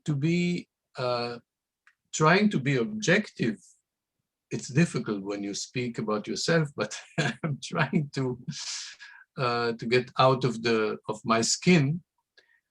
Life in Germany is much more comfortable than in Israel. No question about it. Things go more smoothly here than in Israel, which wouldn't affect me to say I would rather live in Germany than in Israel. We still have a plan to go back to, I am already retired. My wife has you say it in English, a practice? A practice, yeah. Practice. So she will also sell it at a certain point, but at the moment she still doesn't want, because she likes what she's doing. And so it's in plan, but it takes time, unfortunately. And your parents, they came to Düsseldorf? Your parents? My parents? Came, yes. And were they in the retirement home? Pardon? Did they stay in the retirement home in Düsseldorf? In the retirement home, in the old age people's home? Oh, no, only my father. Your father. So Michael, I want to ask you, there's a South African family, maybe you could have heard about them, very interesting, the Weinberg family, that they came back from South Africa to the retirement home in Düsseldorf to spend the last years of their life. Oh, what's the name of the family? Weinberg. Weinberg. Weinberg, and they came back to the old age home in Düsseldorf, the Jewish old age home, Oh. and they spent the remainders of their life in Düsseldorf, the Jewish old age home. Hmm. When was that? So I met their son, who's now 90. So this was quite a few years ago. Hmm. But they lived in Germany, and they left in the late 30s to go to South Africa from Germany. And in the remaining years of their life, they were invited back to Germany, and they were very happy in the Jewish old age home in Düsseldorf. So I must ask my wife, because my wife is also every week she is visiting. She has also patients in the Jewish home for the elderly. So and she knows this must have been about 30 years ago. Yeah, but she lives longer than me in Düsseldorf since her childhood already. So perhaps she knows the name, she knows the family. I don't know. I don't know. I didn't know. Larry, can I just ask a last question, and then I'm going to give over to you? As I'm sure a most incredible psychologist and psychotherapist, did you ever use Viktor Frankl or Dr. Eugene Heimler's their works? Did that influence you at all? Viktor Frankl's philosophy, and there's also Eugene Heimler, also a survivor, who also was a in psychology, and Viktor Frankl. Have you heard of Viktor Frankl? Viktor Frankl, of course. There was also Eugene Heimler. Eugene Heimler was also a very, very interesting psychologist who's not so well known, but he should be. This is one of his books that he wrote, and it's called Night of the Mist. So he was a very primitive psychologist, and he used the adversity to bring out the positivity. But did you use any of Viktor Frankl's philosophy in your work, or did it influence you at all? In my therapeutic work, no. I remember one incident, one talk I had with a patient that he was in a very difficult life situation, and I wasn't using Viktor Frankl's method of logotherapy, but I used the existentialist element of his philosophy, let's say, of his way of thinking. And I tried to work with this patient about looking about the meaning of things that are important to him, the meaning of things that are happening to him. Very, very superficially, you might say it was related to Viktor Frankl, but I wouldn't say that I used his method. No. Anyway, but it's amazing because I think both also had, especially with logotherapy, it's now universal, and they had a big impact on, like with Eugene Heimler. He actually went back to Berlin to give over his thoughts on being a survivor and how he managed to become a psychologist, and how he managed to turn his life around, also from adversity to positivity. And he would give courses in Berlin, and fascinating. It's actually quite amazing. What was the name again? Eugene Hyman? Heimler. Heimler. Very, very interesting. So this is his book, where it had the introduction by Elie Wiesel. So his wife, Miriam, I know her quite well, and she's given me these books.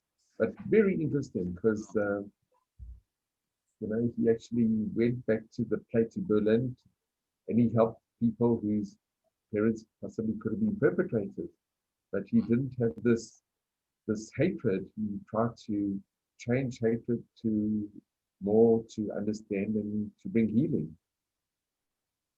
And I think that's what you do as well. It's being in Germany, I'm sure, treating German patients. It's actually something unbelievable what you've done. It's not such a simple thing.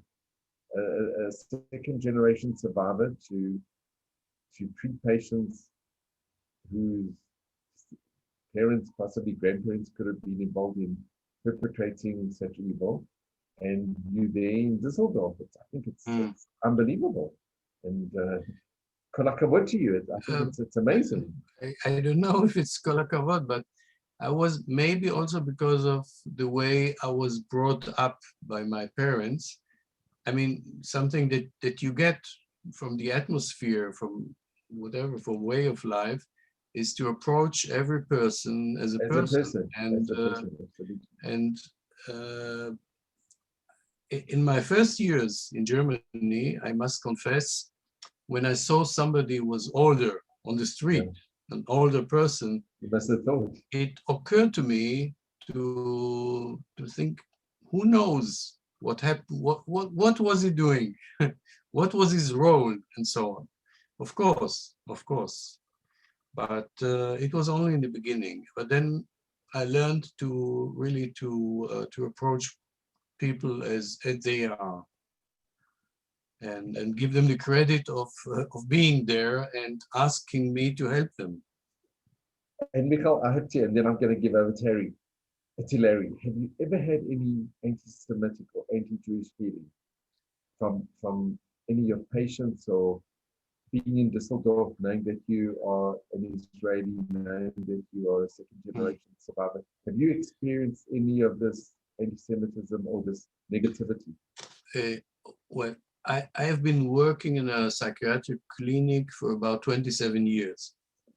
And from the start, from the beginning, everybody, I mean, it was a larger clinic, but everybody who knew me, who had contact to me, and with the years, everybody knew me.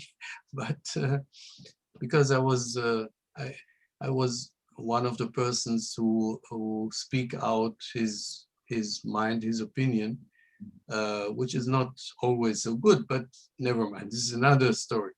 But everybody that knew me knew that I was Jewish and knew that I was Israeli. By the way, not all Germans know exactly that it's the same. You know, it's for some people it's you're Israeli. Oh, and you're also Jewish. It's like you know. So this was clear. I never had any forms of anti-Semitic remarks or whatever in my presence at work.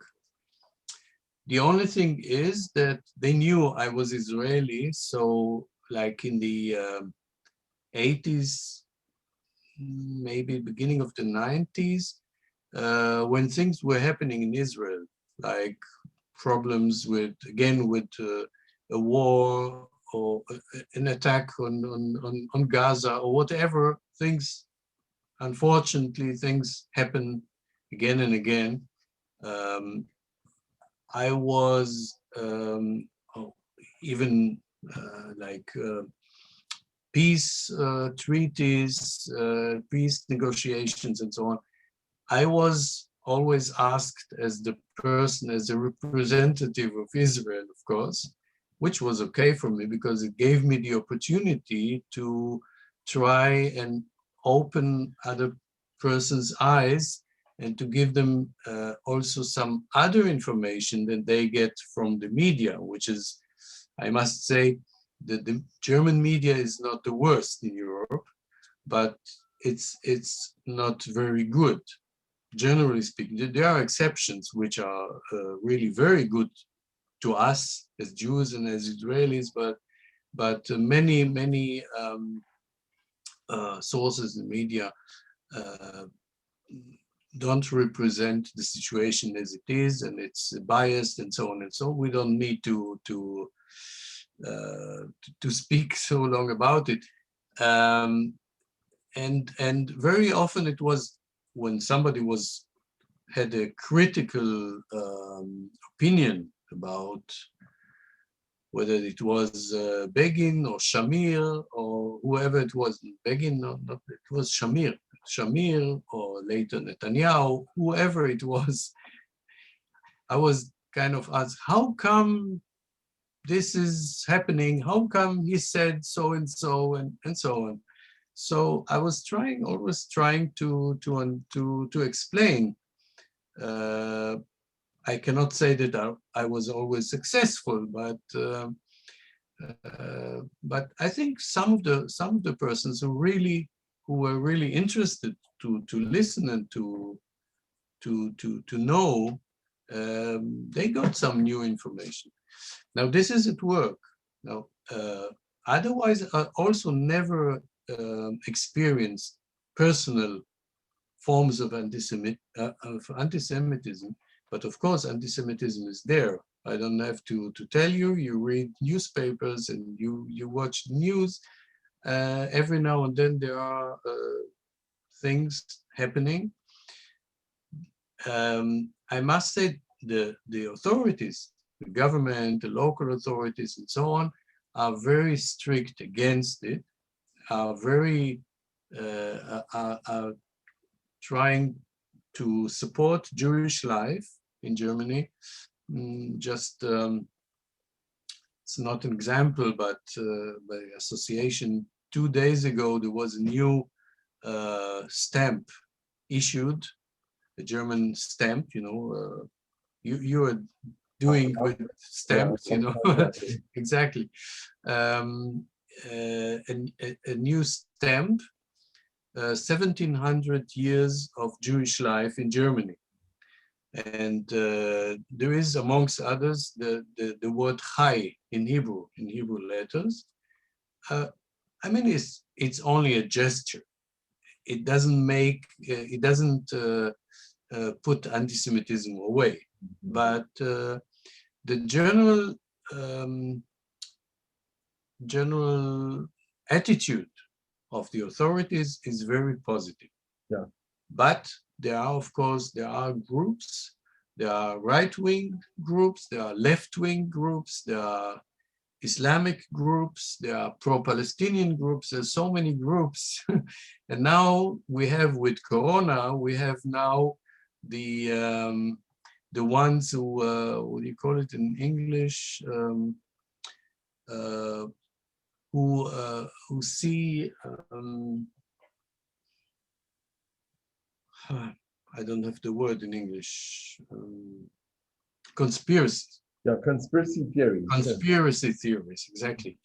And among them, there are strong views that Jews and Israel, or whoever, have also something to do with it. So if something's happening, just look for the Jew. This is it's still there among many people, but it's still a minority. It's also a dangerous minority, but it's a minority.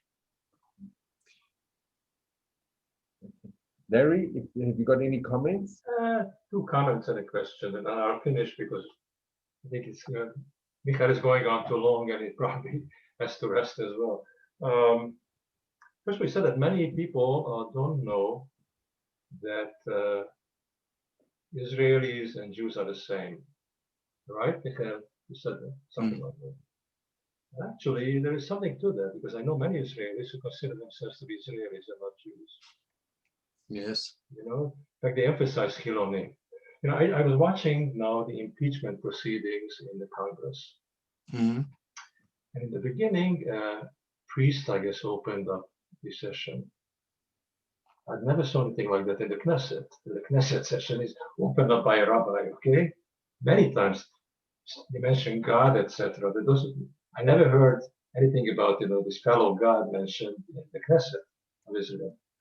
So this identity of Israeli and Jewish, and a lot of arguments about that in Israel that you don't mean. Second of all, anti-Semitism, I must say, you know, I lived in Hungary and America here, in that sequence. I never saw so much anti-Semitism that I see here in Israel. I must say that. against Haredim. One of our friends, who is from Europe, once said that when I see the Haredim, I understand the Nazis. Once one of our friends was attacking the Haredim, and there are a lot of problems everywhere with the Haredim also. Nobody is pure tzaddik, that's for sure. So they were attacked. One of our friends, another friend, attacked the Haredim, and I said something that I didn't come to Israel to hate anybody. So I said, "Atem," okay, meaning I am together with the Haredim. I also became part of the hated group. I once collected a whole bunch of anti-Semitic comments in Israel from leading people like Shulamit Aloni, Professor Zimmerman, who you might know. And one of them said that the Haredim should be hung. You know, it hung on a lamppost, with a lot of them. I saw a poster from, I think, I forgot the name of the town near Tel Aviv, Karsaba. There was, I think there are some Haredim living there, and the children are going to a kindergarten. So there was a poster, they should be machine gunned before they got older, okay? That's like in Eretz Israel. And then about the Shoah, you heard about Aleph Bet Gimel Dalet Yeshua, right? Aleph Bet Yeshua. He said at the Hebrew University the following: just as we drove the Germans crazy, now we drive the Palestinians crazy. What does that mean? The Holocaust justifier, okay? All of these things are, it's very easy to say anti-Semitism in Germany. And I always say, what about us? So I organize many events about the rescue. I'm usually not interested in the Shoah. It's not a topic for me. I wouldn't want my children or grandchildren to go to Auschwitz, God forbid. I didn't survive, that they should move in there, you know. Also, I think something should be kept out of the normal life. We should be in a special place that we can only imagine. It's so terrible. Once you go there, it's a normal place after a while. And one of the events I invited, I think it was about George Mantello, who was the first secretary of the Salvador mission in Switzerland. And I invited a very nice woman, Susie, forgot her name. She was the ambassador of El Salvador. She said, when you point with somebody with one finger, with three fingers, you're pointing at yourself. It's true, right? You know, you put your hand out, point with one finger, the three others point to you. I always ask her, what about the Jews? Okay, I know that during the Shoah, I know the Yad Vashem, you know, that's, I keep pestering you with my theories about rescue and this obstruction by Jews during the Shoah. Yad Vashem speaks about Churchill, how terrible he was, and Roosevelt, how terrible he was, and Pope Pius, how terrible he was during the Shoah. Not one word about what the Jewish leadership was sabotaging the rescue. So I'm really not too interested in discussions about anti-Semitism because it's not an honest discussion. The honest discussion would say, well, what is happening in Israel, first of all, okay? Do we have anti-Semitism here? We still have a lot of hatred over here. Also, by the way, some of it, there are some problems, okay? But, you know, when I went to a synagogue, there was a time when I went to a conservative synagogue for a while. And the synagogue's door was burnt. So right away, I was very scared. What's happening here? So right away, I said the Haredim are burning down the synagogue. You know, like you say, as Brent, it's burning. So I joined, I became friends with the rabbi, and we are trying to find out what's happening. We shouldn't hate each other. That's not why we're here. One of the guys on the table, where four of us were sitting around trying to decide what to do, said they should hang the Haredim, but with Lototam, okay? So I think when we speak about anti-Semitism, we should be, about anything, we should be honest. By the way, I have no excuse. I have only one excuse for being honest, if I am. I went to a cheder called Torah Semes, you know. So I don't know too much Torah, but at least, you know, the word Emes I understand. We should be honest. Okay. No, but these are my comments. Now, I have a question, much shorter. Did your parents belong to Hitavdut Ole Czechoslovakia? Yes. Did they know somebody called Steiner? Yes, He was the head of it. Yes, well, there were at least two Steiners. There was a David There was Steiner. Steiner who had the printing shop, the bookshop. Oh, in Slovakia, right. This was But they the cost- famous Steiner. Right. But actually, I knew. There was another. Go ahead. I'm sorry. There was another Steiner who had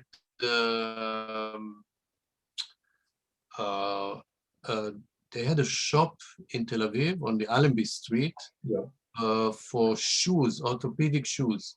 Uh-huh.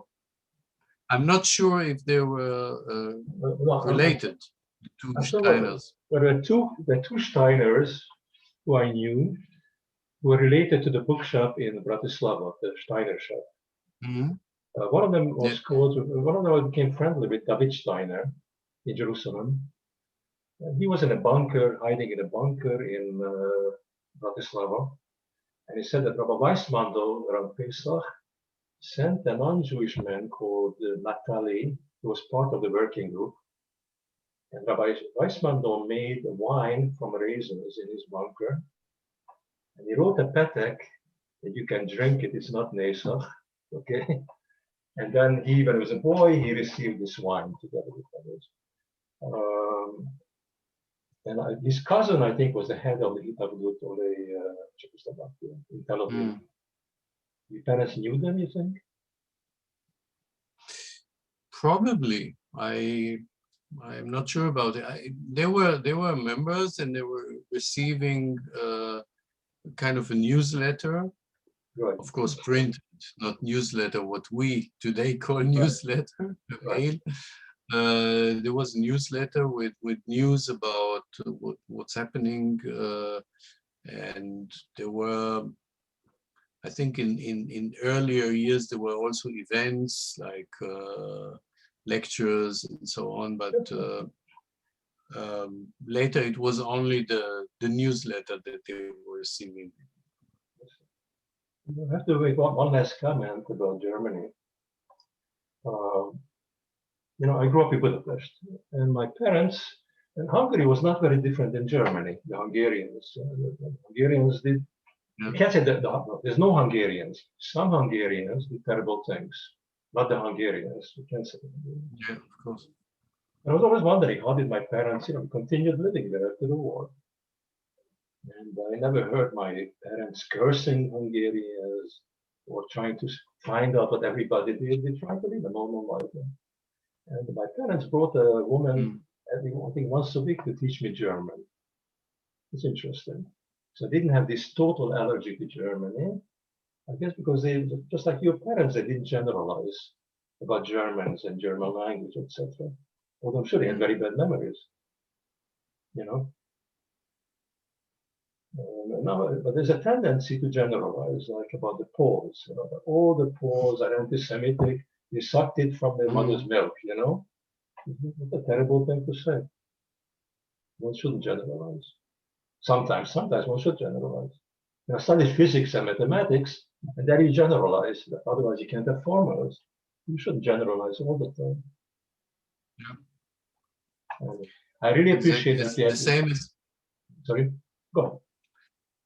I just wanted to say the same as you shouldn't generalize, saying, for instance, all Jews are clever. Yeah. We do say things like that. The examples you brought about people saying things about religious people, about Haredim, whoever, are a proof that it's not true. So you should not generalize. No, but that's also not exactly true. Right now we have a cheder over here, a yeshiva, and now we have a chevruta. There's a chevruta. Now we have to argue. Yes, in every good chevruta, you have to argue a bit, right? I had a discussion like this with a relative of mine in St. Louis, Missouri, my aunt's granddaughter, who works at the Holocaust Museum there. And the issue was about stereotypes. But I think that there are some Jewish stereotypes. Jews, for example, Jews who are really Jews, and they're not really Reform or past Reform, totally secular. There are certain attributes. They go to a synagogue. Synagogue has complexity. You have to know this time, this Rosh Hashanah, you omit this parak, you put in something else. On Pesach, you put this in. You have to remember all this. You have to use your noodles. You have to think. And then if you're a boy, you know, there's girls also, you go to a cheder. You have to learn another language, Hebrew. If you went in Hungary, you have to learn some Yiddish, because how did we learn in the cheder? We're teaching from Hebrew, from Russian Kaidesh to Yiddish, you know.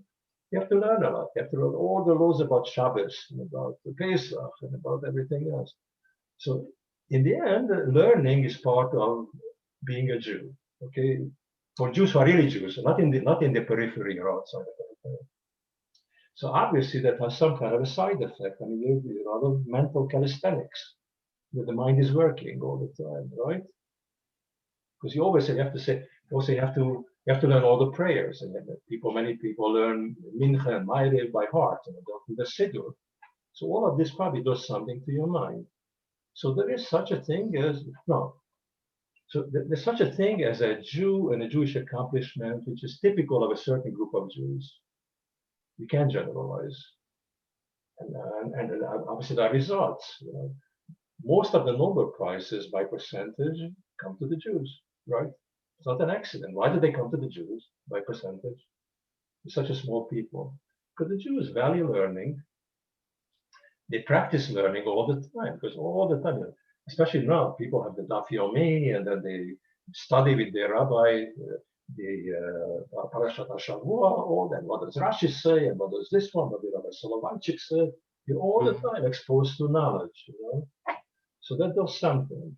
It's not correct to say probably that you can't totally generalize. But there are categories amongst Jews, that's for sure. No?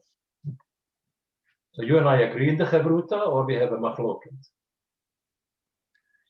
We can discuss, we can have a machloket, but in the end, like always in the Talmud, there's a machloket, but at the end, there's there are five pages of machlokes, and at the end, there's an agreement. There is at least how the halacha is. So you have to have some kind of concept. What is a halacha? What is a halacha in this example, in this case? Well, you know, when people are going to listen to our discussion in this Gemara, you know, there's a new Gemara that we're just writing, you know. So, you know, you are Bet Shammai or you're Bet Hillel and Bet Shammai, etc. It's recorded. What are our future generations supposed to learn from this? Can you generalize a little bit? Or it's not kosher to generalize at all? What do you say? Well, you are challenging me. It's a chavruta. No, I think we agree. This is our agreement. In the end, the halacha, that we should be careful on one hand, but we should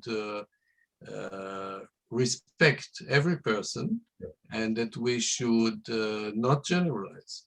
No, but exactly. This was the rabbi. This rabbi, who's not a rabbi, says, you know, me, you're a different rabbi. This one, who's not a rabbi, says, but you should generalize sometimes. Otherwise, it's politically correct not to generalize. But you take a typical Orthodox community, they excel in certain things that other size communities don't excel in intellectually. No? They have a certain lifestyle. This is why I said we should be careful. No, but careful being sometimes careful mean being what does careful mean? What does careful mean? I mean, statistically, statistically, you take a community of, let's say, in a frat or someplace. I don't know too many people in a frat. That's it. It's an Orthodox community. There must be something about them that in some Chiloni community maybe don't see that much after a couple of generations. No? Because, they're studying all the time. They don't go to discotheques. The lifestyle is different.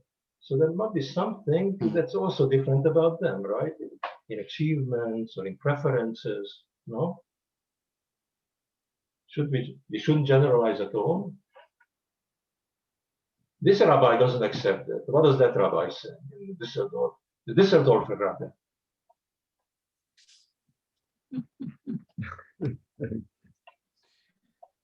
I agree. I'm Now the sorry, Bible, but hold on, there's another. you don't want me to agree with you. But No, I don't want you to agree with me. I- No, but there's another Rebbe over here, by the way, who's quiet. The Bible God Rebbe, you know, the Bible God, the Rebbe of Bible God. Dr. Les Glassman is so far an observant. I don't know, he should take sides, my side. In this machloket, he should take my Yes, side. Anyhow, Michael, it was really good. You know, we're known as people of the book. So, you know, there's a reason why we're known as people of the book. You know, we might be the chosen people, but it doesn't mean that one's better than any other people. No, but it does mean something. We might be I shouldn't choose us just to be the example. We are there to set we should be there to set an example. And to set the example. But it doesn't mean that we're better than anyone else. No, the better is a totally different formulation. But I mean, the fact that we get most of the Nobel Prizes, doesn't that mean something? I'm not talking about the chauvinist, but it means something. Where did that come from? no. And you know who gets who is in second position by a percentage of population after the Jews? Who do you think It's interesting that even those Israelis who say they're not Jewish, they're just Israelis, they're also proud of the Jewish Nobel laureates. Yeah, but that's it. They want only to take the good things, you know. But you know, who do you think is in the second position of Nobel Prizes? Besides the Jews. The Jews are number one. Again, by percentage Americans, of people. No, by religion. Americans. No, religion. By religion. Yeah. Well, Christian, of course. Christian is too big a group. Protestants. Too big. No, after the Jews is the Protestants, and then the Catholics. Okay. Why? Because in the Catholics you cannot ask questions; they have dogmas. And I heard that until very recently, until a few hundred years ago, the Catholics didn't. The average, besides the priests, the people didn't have a Bible. They didn't read the Bible. I heard. I'm not sure it's true. Okay, well, you certainly in Catholicism you have a dogma all the time. You know? You don't ask questions. There's no arguments. In fact, there was a rabbi who I had a chance to know well, Rabbi Norman Land. He was the head of Yeshiva University, both the chancellor and the Rosh Yeshiva. And he once said the following: that some cardinals came to Yeshiva University. It's like Bar Ilan in New York. And the cardinals, you know, they were shown around the university, and they also wanted to see this Bet HaMikdash, the Beis HaMedrash, you know. They heard this name, Beis HaMedrash, Bet HaMikdash. So they went there, and they came out, and they were so noisy. They said, Rabbi Lam, why are they so angry at each other? They're yelling all the time. So Rabbi Lam said, they're not angry, they're just passionate about the knowledge, you know. They're arguing the point. So they were thinking, and they thought it's a good idea. Yes, Rabbi Lam, could the yeshiva help set up a Beis HaMidrash in the Vatican for us? And then Rabbi Lam thought about it for a while. I said, well, no, our schedule is very busy. Let's talk about it some other time. Because he realized that somewhere we have dogma, you cannot have a Beis HaMidrash. You know, you can't ask questions. Somebody told me that another name for Bet HaMidrash is the house of questioning. Questions and questioning, you know. So the Jews are encouraged to question, good Jews, you know. Many Jews also have dogmas. They said, that's what my Rebbe said. You know? This Rebbe said that. Yeah. I had a friend, Rabbi Lifshitz, who was a graphologist. He studied with Piaget. His family is from Lita, from the same place as Rabbi Soloveitchik. He said his grandmother went to Cheder until age 12, then she was kicked out, you know. She couldn't be with the boys anymore. I said, in that yeshiva, the rabbi asked you something, asked the bocher something about the Talmud. And the rabbi said, Rabbi Aleph said this, Rabbi Bet said this, Rabbi Gimel said that. And the rabbi said, he shook him, and I said, I know what they said. Tell me what you think, you know. So in that kind of a culture, you learn how to think and how to argue. In fact, I close it with this remark. Rabbi Norman Lamb was a bocher at Yeshiva University, and he was just starting. He was in Rabbi Yosef Soloveitchik's class, Talmud class. And then the rabbi said something, and he said, well, Mr.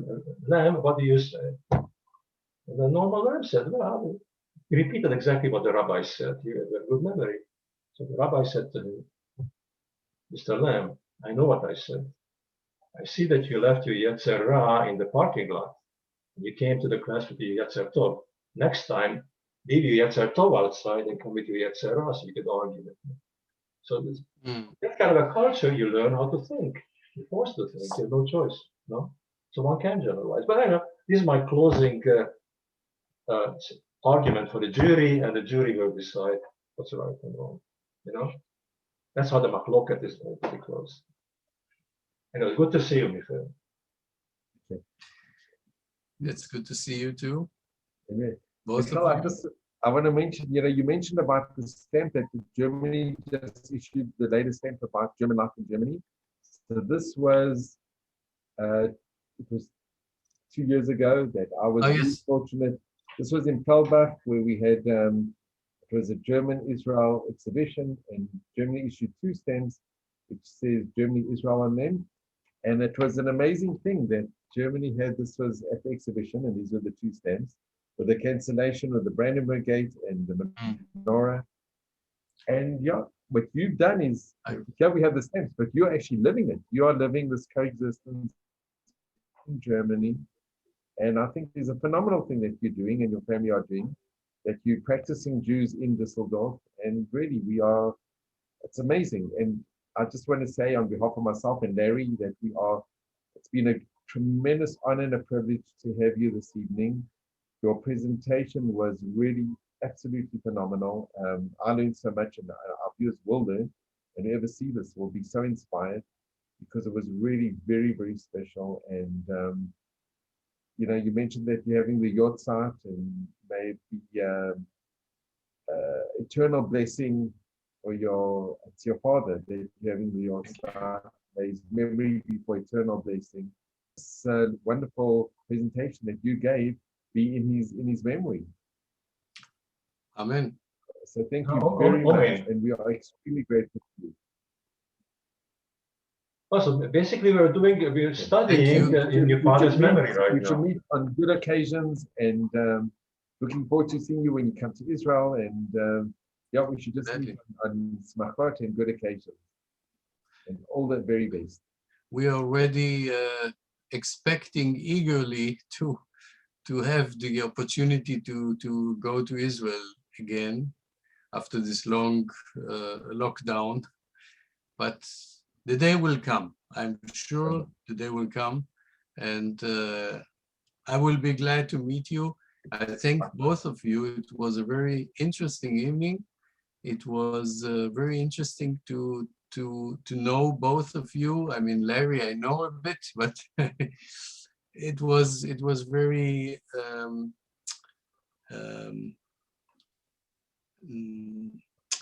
stimulating. It was a very stimulating talk and discussion, and I'm very thankful to you for this opportunity, and also for your very kind words. You just a little bit exaggerated, but I'll accept it. This time. Not at all. Well, thank you very much, and really, it's been really a great honor and a privilege, and we are extremely grateful to you. So thank you. Thank you. Thank you both. And Shavua Tov. And Chodesh Tov. Yes, that's true.